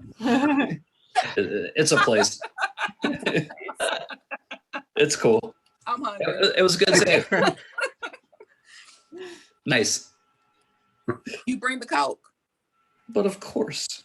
Pulls out a small baggie of white powder, waves it in front of her. She smiles and snatches it. Hey. A little bump to get me geared up, babe. She pecks him on the cheek. Back with the keys. She bounds out of the car. Don't be long. I won't. She slams the door, sprints to the bar, and goes inside. Frank sits alone in the dark. He looks over the still, barren landscape. Flashes and gunshots sound in the distance. Frank peers into the night, steps slowly from the car, guns out. Will, Mac, Lo, Frenzy, and Gale appear, running towards him. What the fuck? He points the gun towards them. Hold up. Bang. Oh, sorry. I was spacing out. Go ahead. Hey, hold up. Bang. His shoulder explodes in a burst of red. He staggers and falls to the ground. Mac runs to the car. He checks the passenger seat. No keys. Frenzy grabs Frank by the shirt. Where are the keys? Blood splatters from Frank's lips as he replies. In the bar. Frenzy throws him back down. Shit. Bang, bang, bang. Gunfire erupts behind him. Gale returns fire. Everybody in the bar. She and the others rush towards the bar. More gunfire. Les opens the front door of the bar. A stray bullet blows her head off. She falls. Gale and the others rush in. Frank looks up from his spot on the ground. Hunter and Lori appear over him. Red is behind them with a smoking gun. Jerry follows. Thank God. Officer, looks like I need some help. Hunter nods to Lori. She leans down and stabs Frank multiple times in his head. Jerry looks on, tears in his eyes. All right, I'll take it back. Interior, the last exit night. Cece points the gun at Frenzy, knuckles white. Stay back. Frenzy smiles, but doesn't move closer. Lo creeps up behind Cece. Jack and Travis notice, but say nothing. Or crazy ass girlfriend is gonna miss you. Cece nods. Cece nods with a glance to the corner where Lo is missing. Cece's eyes go wide. Whack. Lo smacks Cece across the back of the head with a pull cue. Cece reels. The gun in her hand goes off. Bang. The side of Will's stomach explodes with blood. Spinning, Cece crumples to the floor. Her hand lands and releases the gun. The gun slides across the floor. Lo raises the pull cue over Cece. Gale snatches the gun up. Lo slams the pull cue down on Cece's head. Whack, whack, whack. Rudy, Travis, and Shiloh jump back, horrified. In a mad trance, Lo keeps whacking Cece's battered head. Crunch, squish, slop. Stop. Low stops, spinning to glance at Gale with a gun trained on Low. Low stands, dripping pool cue in her hands. Shit. It's her. Low. Low turns to Frenzy. Frenzy shakes her head no. Low's nostrils flare. She relaxes her shoulders, takes a deep breath, makes her way to Frenzy, stands beside her, keeping the pole cue in tow. Mac, take the gun. He does. She grabs bar towels off the bar and rushes to Will and tries to stop the bleeding. Will leans against the wall, going into shock, hands on the wound, hyperventilating. I'm here. This is it. This is it. It's okay. She presses the towels against the wound to contain the blood. Will grimaces from a wave of pain. I'm sorry. It hurts. I know. He looks at her, a moment of clarity, tears fall. I've seen too much carnage. I've done too much. If you got a bullet left, put it in my head. Can't do that. Please. We both know what's coming. Tears form in her own eyes. She shakes her head, breaking. Frenzy mutters something to Low. Low nods. Frenzy pulls out the knife she's been harboring. They both start towards Mac. Mac aims the gun at them, cocks it. Stand down. Come on, Mac. Give it up. Mac swings the gun from Frenzy to Low and back. Shiloh, Travis, and Rudy watch, breathless. I'm going to make you all pay. Pay for what you've done. What? Gale turns to listen. You killed my fucking brother. Carl's whole family crap. Me and Lo, we're family. I told you. I don't even know your fucking brother. You were there, bitch. 10 years back at Simon's place. He walked right the fuck out with no one left alive inside. Gale's eyes widen. That was your brother? Oh, don't play dumb. I'm not. Simone's goon killed your brother. It wasn't us. Frenzy stares, eye twitches with a flash of uncertainty, then she smiles horribly. Nice try. Max shakes his head slowly at Frenzy. Should have seen it coming. Exterior deserted factory complex, dusk, flashback. Sunset over an abandoned factory complex. Carl, Gale, Will, Frenzy, and Lowe stand on a hill overlooking the site. Mac looks into the trunk of the car. There are large rusty shackles and chains there. He grabs a gun from underneath. You and Will take the far left. What about me? You got to stay out of sight. Oh, come on, man. I'm not a kid anymore. I know what to do. Why do I always have to do this shit? You know why. Will stares at him. You know why. And that ain't never going to change, son. Never. Will scrunches his face, shakes his head, finally sighs, reconciled. I'll keep an eye on him. Gale leads Will off. Carl watches them go. Where do you want me and Lo? It's your deal. You said you'd meet your contact at the side entrance, right? Yeah. Then that's where you should be. She gives him a look, then gives Lo a come on head move. They go. Frenzy packing her gun behind her. Frenzy packing her gun behind her in her belt. Mac watches her suspiciously. Bang, bang, bang. Carl's leg explodes, splattering with red. He goes down. Carl. He whips around to see Lori, Jerry, and Red on the horizon with guns. Mac takes cover from Carl and returns fire. Lori and Red hunker down. Jerry stands exposed behind them. Jerry, get down. Jerry crouches down as Lori and Red open fire. Mac starts for Carl. Gunshots keep him pinned down. Find Will. Help Gale. Keep them safe. I ain't leaving you. Do it. Mac grits his teeth. Bang, bang, bang. Bullet whizzes through Mac's hair. Go. Mac turns and bolts for the building. Carl hoists himself up, lays down cover fire as Mac rushes off. A gunshot from behind rips through his back and out his chest. He falls to the ground. Carl stares at the sky. Blood pools on the ground. Hunter steps up into frame. Carl sputters, raspy through the blood. You monster. Hunter smiles, a horrible, hateful smile. No. I think we both know who the real monster is here. Tears well in Hunter's eyes. Yeah, Interior. okay, I'll take this scene, okay? Give you a Yeah, cool. Yeah. I'm losing it. Interior suburban house. Lounge. Day. Hunter is on his knees, tears in his eyes. Same clothes as the other scene in this house. Bloody carnage everywhere. Dolores's body head rests in his lap. She's dead. Honey? Carl walks into the room. Eyes go wide. Oh my God. No. His hands come to his mouth in horror, eyes scanning. Hunter just stares straight ahead at nothing. I just came to help. We argued, and then out of nowhere, it tore her apart. I hid behind the sofa. I fucking hid like a coward. The screams, the sounds. Where's Will? Hunter just stares ahead. Hunter, where's Will? Hunter turns to look at Carl. Did you know? Carl looks at him, drops his hand, swallows a lump. Did you know? Tears well in Carl's eyes. It was all fine. It was fine. I had it all under control. Hunter looks up at him, face warped with confusion. If you hadn't gotten me thrown in jail. So this is my fault? They lock eyes. Hunter's face scrunches with rage. No, this is all your fault. That's not true. My wife is dead. I loved her too.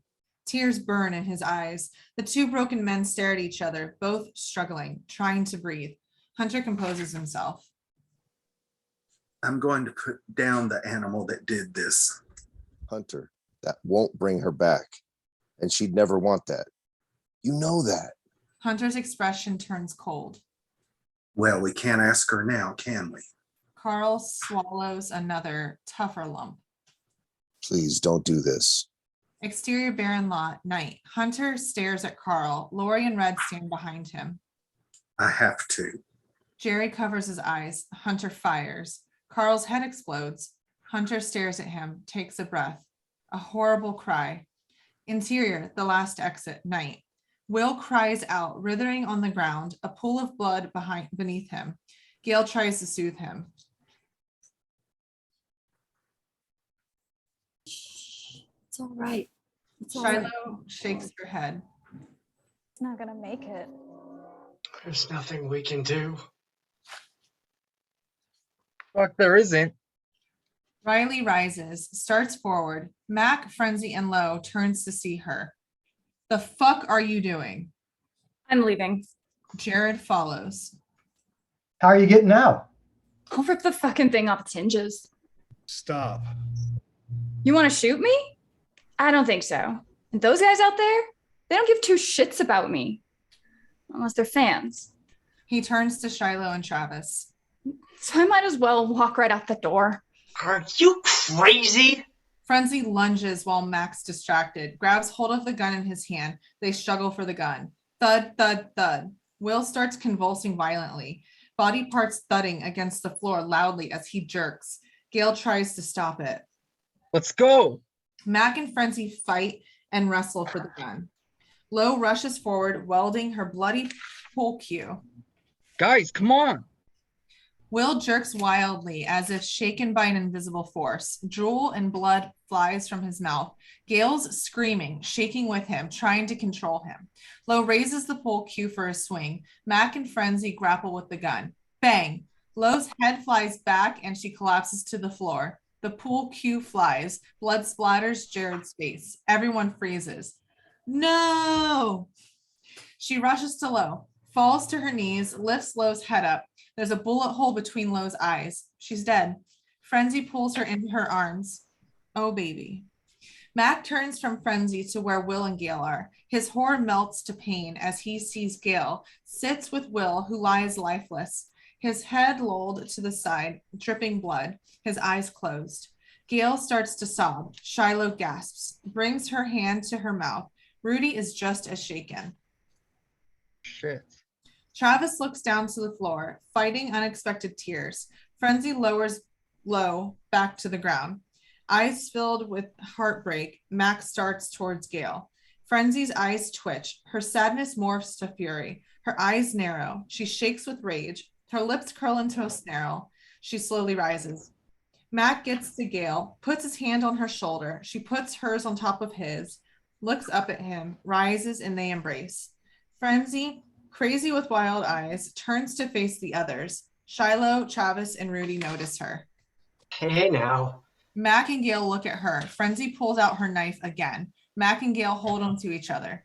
Frenzy grins, an insane, hideous grimace. Will's eyes pop open, dead red. Exterior the last exit night. Hunter's lips stretch into a horrible smile. And here we go. Interior the last exit night. Will, screaming in pain, his body beginning to twist bizarrely, bones cracking. Everyone jumps. What the ever fuck? Mac and Gale back away. Jared moves forward, fascinated. What the hell? Will's body contorts. His bones grow and break. Crunch, pop. Shiloh's eyes go wide in horror. Oh my God. Jared jumps back. Even Frenzy is freaked out. Jaw dropped. Whoa. Will clambers to his haunches, his limbs extended, his torso distorting, his clothes ripping off in shreds. Rudy beelines for the door and futilely tries to force it open. What in the Sam hell? Will's face contorts, elongating, popping with the new bone structure.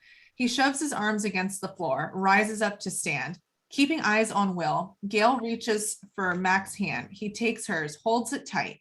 A horrible howl. Everyone steps back. Fuck this. She rushes to the front door, shoving Rudy aside. She tries to open it. No luck. She bangs on it. Riley rushes to the back and does the same. Hey, this wasn't the fucking deal. Open the door. Exterior, the last exit, night. Hunter sits in his chair. Open the goddamn door. Hunter just stares, cold. This is it. Stay vigilant in case it gets out the door. Lori grabs the gun. Jerry listens nervously to the chaos inside. Interior, the last exit, night. Frenzy bangs on the door. God damn it, open the fucking door, you bastard. Everyone else is backing away, watching as Will completes his transformation. Now, a giant, distorted, lean-muscled, fanged creature. The creature lets out a furious roar. Frenzy turns around to see the beast. Oh, man.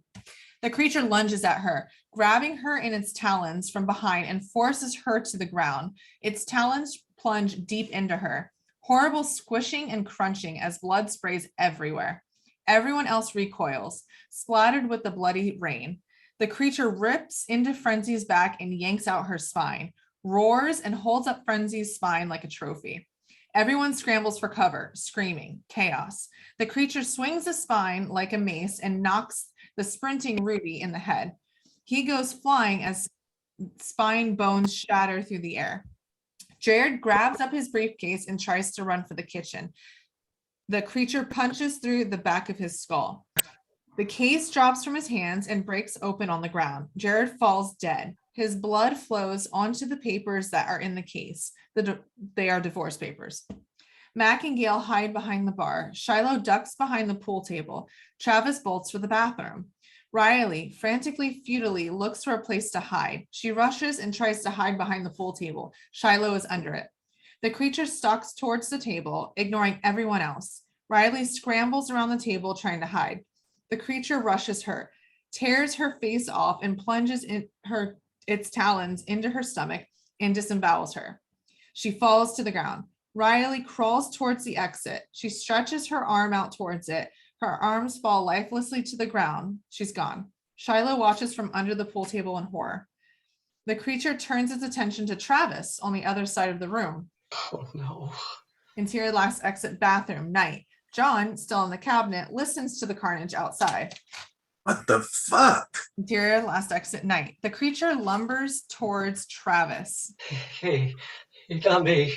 Please, not me. The creature jerks forward, neck twisting to slam its jaws into Travis's neck. It bites his head clean off. Blood sprays from the body's head and the neck. Rudy sits up to see the horror. Blood douses down his face, twisted with terror. The creature swings its neck and flings Travis's head across the room. It lands not far from Shiloh's feet by the pool table. She covers her mouth to hide her screams. Gail and Mac look at each other. They accepted their fate. The creature stalks towards where Shiloh is hiding. No.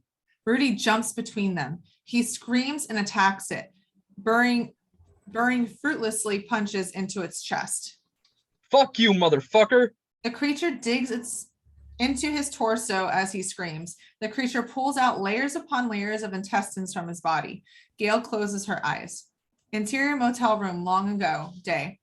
Gail holds a young Will, holding his head in her lap. I'll take care of you. Interior, the last exit night. Gail opens her eyes and slowly stands. Gail? Will! The creature stops, turns towards Gail, lets out a low growl. What are you doing? Gail ignores him, staring at the creature. She comes out from behind the bar. I'm sorry, Will. I failed you. The creature steps slowly towards her, its low growl rumbling, almost like a purr. It steps closer and closer. Gail faces the creature out in the open. I promised Carl I would take care of you, and I failed. The creature moves closer, sizing her up. Shiloh sits, listening, shaking her head in disbelief. I know you're in there, Will. The creature cocks its head, then screams furiously. No. Mac jumps up and hurls a bottle at the creature. It hits the creature in the head, glass shattering, booze splattering.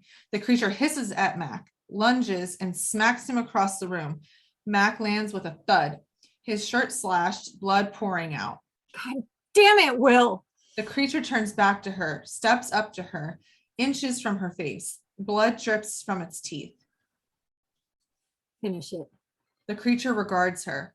Mac staggers to his feet, his chest bleeding. Over here, you ugly fuck. The creature looks back at Mac. Mac, don't. The creature starts for Mac, a slow, deliberate stalking. That's right. Come and get me. The creature screams with fury. Gail looks around. Her eyes find the tip of Frenzy's knife, gleaming from her back pocket on the floor. The creature steps towards Mac, its red-stained talons flexing, its fangs dripping blood and drool. That's right, buddy. I'm all yours. The creature cocks its head. Come on. The creature hisses. Gail jams the knife into its back. The creature jerks back, screaming, spins around to see Gail, tear-stained, shaking her head. I'm sorry, Will. It screams at her. To protect Gail, Mac jumps on the creature's back, grabs the knife, wrenches it free, and stabs the beast repeatedly. The creature spins, trying to shake him off. Shiloh slams her eyes shut, hearing the screaming. The creature gets a hold of Mac's leg and yanks him off. The creature tears Mac's leg off. Blood pours out of the wound. Gail screams. The creature stops. Lets go of Mac, who lies twisted, broken mess of death. The last of his life drains from his eyes as he stares at Gail. Shiloh opens her eyes, shrinks even further down. The creature moves towards Gail. Her face is a mix of hopelessness and resolve. I'm sorry, Carl. She holds out her arms in surrender. The creature screams, lunges, grabs Gail, and it pulls her close to its face. I'm sorry. It bends her backward onto the floor. Crunch, snap. Her stomach splits open and blood geysers from her midsection. She locks eyes with the creature and stares at the last of her life drains out. The creature regards Gail's body. It seems almost sad. Then it remembers where it is. It looks around, sniffs. Hiding behind the pool table, Shiloh sits wide-eyed, closes her lips, tries not to breathe too loudly. The creature comes towards the pool table. It suddenly stops and moves towards the bathroom. Shiloh listens as it enters. Interior bathroom, night. Still in the cabinet, John shakes with terror. He clasps his hands over his mouth as the creature enters the room. He can hear it as it tears open the bathroom stall. It sniffs the air and then goes silent. John struggles to hear anything. Nothing. A long few seconds pass. Still nothing. John's eyes flash with hope. It's gone. The cabinet door is ripped open. The creature tears John apart while still in the cabinet. Interior, the last exit, night. Listening to the creature attack John in the bathroom, Shiloh's entire body shakes. She looks around desperately for a means of escape. The creature exits the bathroom. The creature gets closer. Shiloh looks side to side, trying to see where it is. Bloody goo drips from her face from above. She looks up. The creature is on the table staring down at her. It hisses. Shiloh screams and scrambles to the side. The creature steps down from the pool table, advances towards her. Shiloh gets to her feet, runs like mad. The creature charges after her, knocking tables out of its way. Shiloh slips in the blood that's practically everywhere. She falls. The creature, sorry, was someone talking? The creature stops, lifts its head, and howls a victory cry. Shiloh looks around for anything. The creature returns its focus to her. Shiloh sees Lowe's discarded pool cue on the floor. The creature lunges for her. Its talons slash her arm. Shiloh reaches out with her good arm and grabs the pool cue, holds it out. The creature lands on the pool cue and Shiloh. The creature screams, a higher pitched scream than before. It looks at Shiloh. Muck drips into her hair, a drop on her cheek. Shiloh wriggles out from under the creature. It starts to stand. Shiloh grabs a pool cue and pulls it out and repeatedly stabs the creature in the back. With one final thrust, she slams the pool cue through the creature's head. Shiloh scoots away. The creature collapses the rest of the way. It pulls the pool cue out. It clatters to the floor. Shiloh watches, shaking as the creature lets out an odd moan, and begins to transform. Horrible sounds as it shrinks. Claws become hands, jaws become teeth, etc.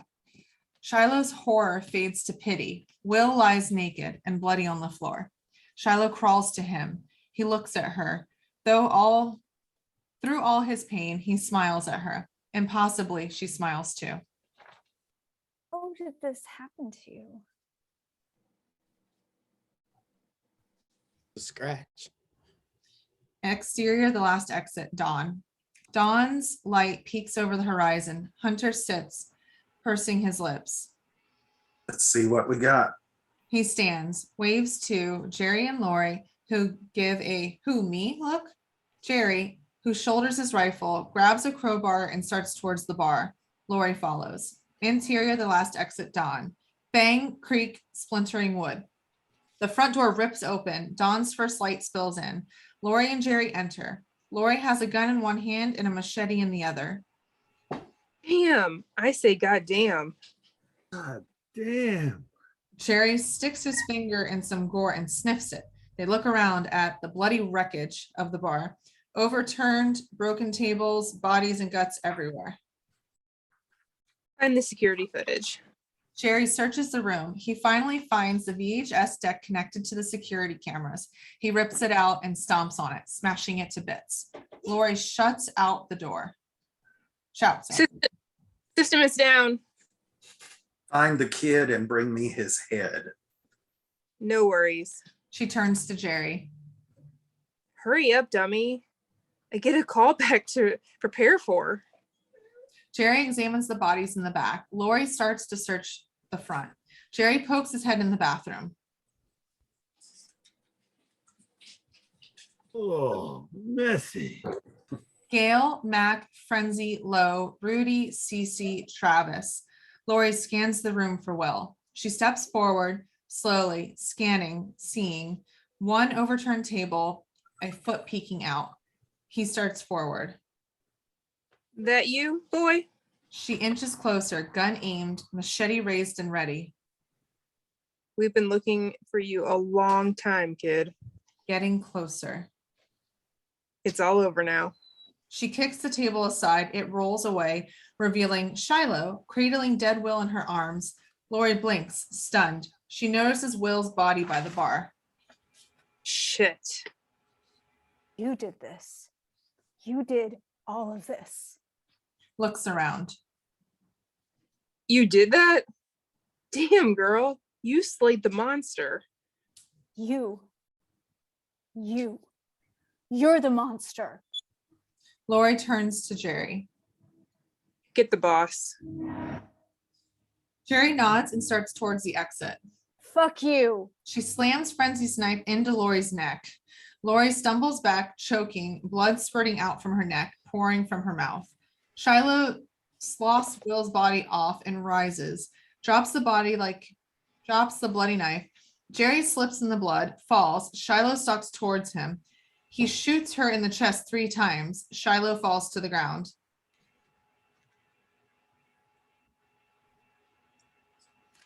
What the hell was going on in there? Jerry cautiously approaches her body. He notices a huge scratch under her arm where the creature had got her. Insert Will explaining. Scratch. Interior the last exit, Dawn. Jerry just stares into her motionless face. Shiloh's eyes pop open. They are deep red. Jerry's eyes go wide. He screams. Exterior the last exit, Dawn. Jerry screams echo as the sun spreads rays over the landscape. Hunter and Red exchange a look. The front door of the bar bursts open. The Shiloh creature stands in her full glory. Me. The Shiloh creature lunges forward. Cut to credits. Do you want me to read that, Jay? Oh, it's fine. Okay. Awesome. So what? Thank you. Yay. So what's gonna?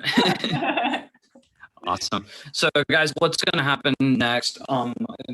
Based on this, I'm gonna make a couple of tweaks. I'll be sending out new scripts probably by Friday, and then I will be contacting everyone individually for a little one-on-one with myself. And we'll do that all before the shoot. Awesome. Cool. Sweet. Yeah. Did anybody have any questions right now? Thanks Just for one. making it, Jake. One question. Sure. All that going on, and Jared didn't say fuck once. Yeah, I don't think Jared is not a cussing guy. Yeah, he's got the vocabulary of a 5-year-old. There's so Jared, much yeah. there's so much vulgarity in it. I want to have at least one character that doesn't curse. I'm good. Well, I'm cussing, and I like Oh, to yeah. cuss. Oh yeah. So fun. So fun. Awesome. Well, like I'll definitely be like everybody will be hearing from me. I'll probably reach out by email individually, and we'll set up calendar times for everybody to spend half an hour or 45 minutes with me just to go over everything for the individual characters. Awesome stuff. Yay, good job, guys. This is really great. It's good to see a lot of familiar faces and to be part of and support. This is well done. Thanks, Robert. Enjoyed seeing everybody's faces. Yeah. Your puppy wanting attention now? She is. You want attention? You want attention? That's what Also, just so everyone knows, you'll all get an email from me, or you'll get my email contact. If anyone has questions about their special effects scenes, please feel free to reach out to me. I'm also going to be confirming that everyone doesn't have skin sensitivities or allergies. If anyone is allergic to latex, anything like that, and to make sure I'm aware. I know everyone's already had this included in their in some of their emails.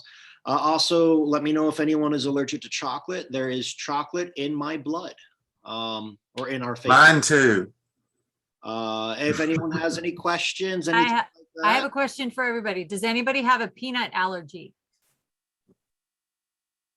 Oh, you do. Okay. Scott, you do? Okay. Thank you. Yeah. Cool. Okay. Okay. All right. I'm fine. Did you have anything else, Ashley? No, but you guys all have my email for sure. And 50 caliber email if you have questions. We are here. All right, guys. So like I said, you'll be hearing from me very soon, and deal memos will be going out like maybe Monday at the latest, but you'll get them well before the shoot. Yeah. Yeah. Yeah, I think that's it. I'm going to go ahead and stop the recording now.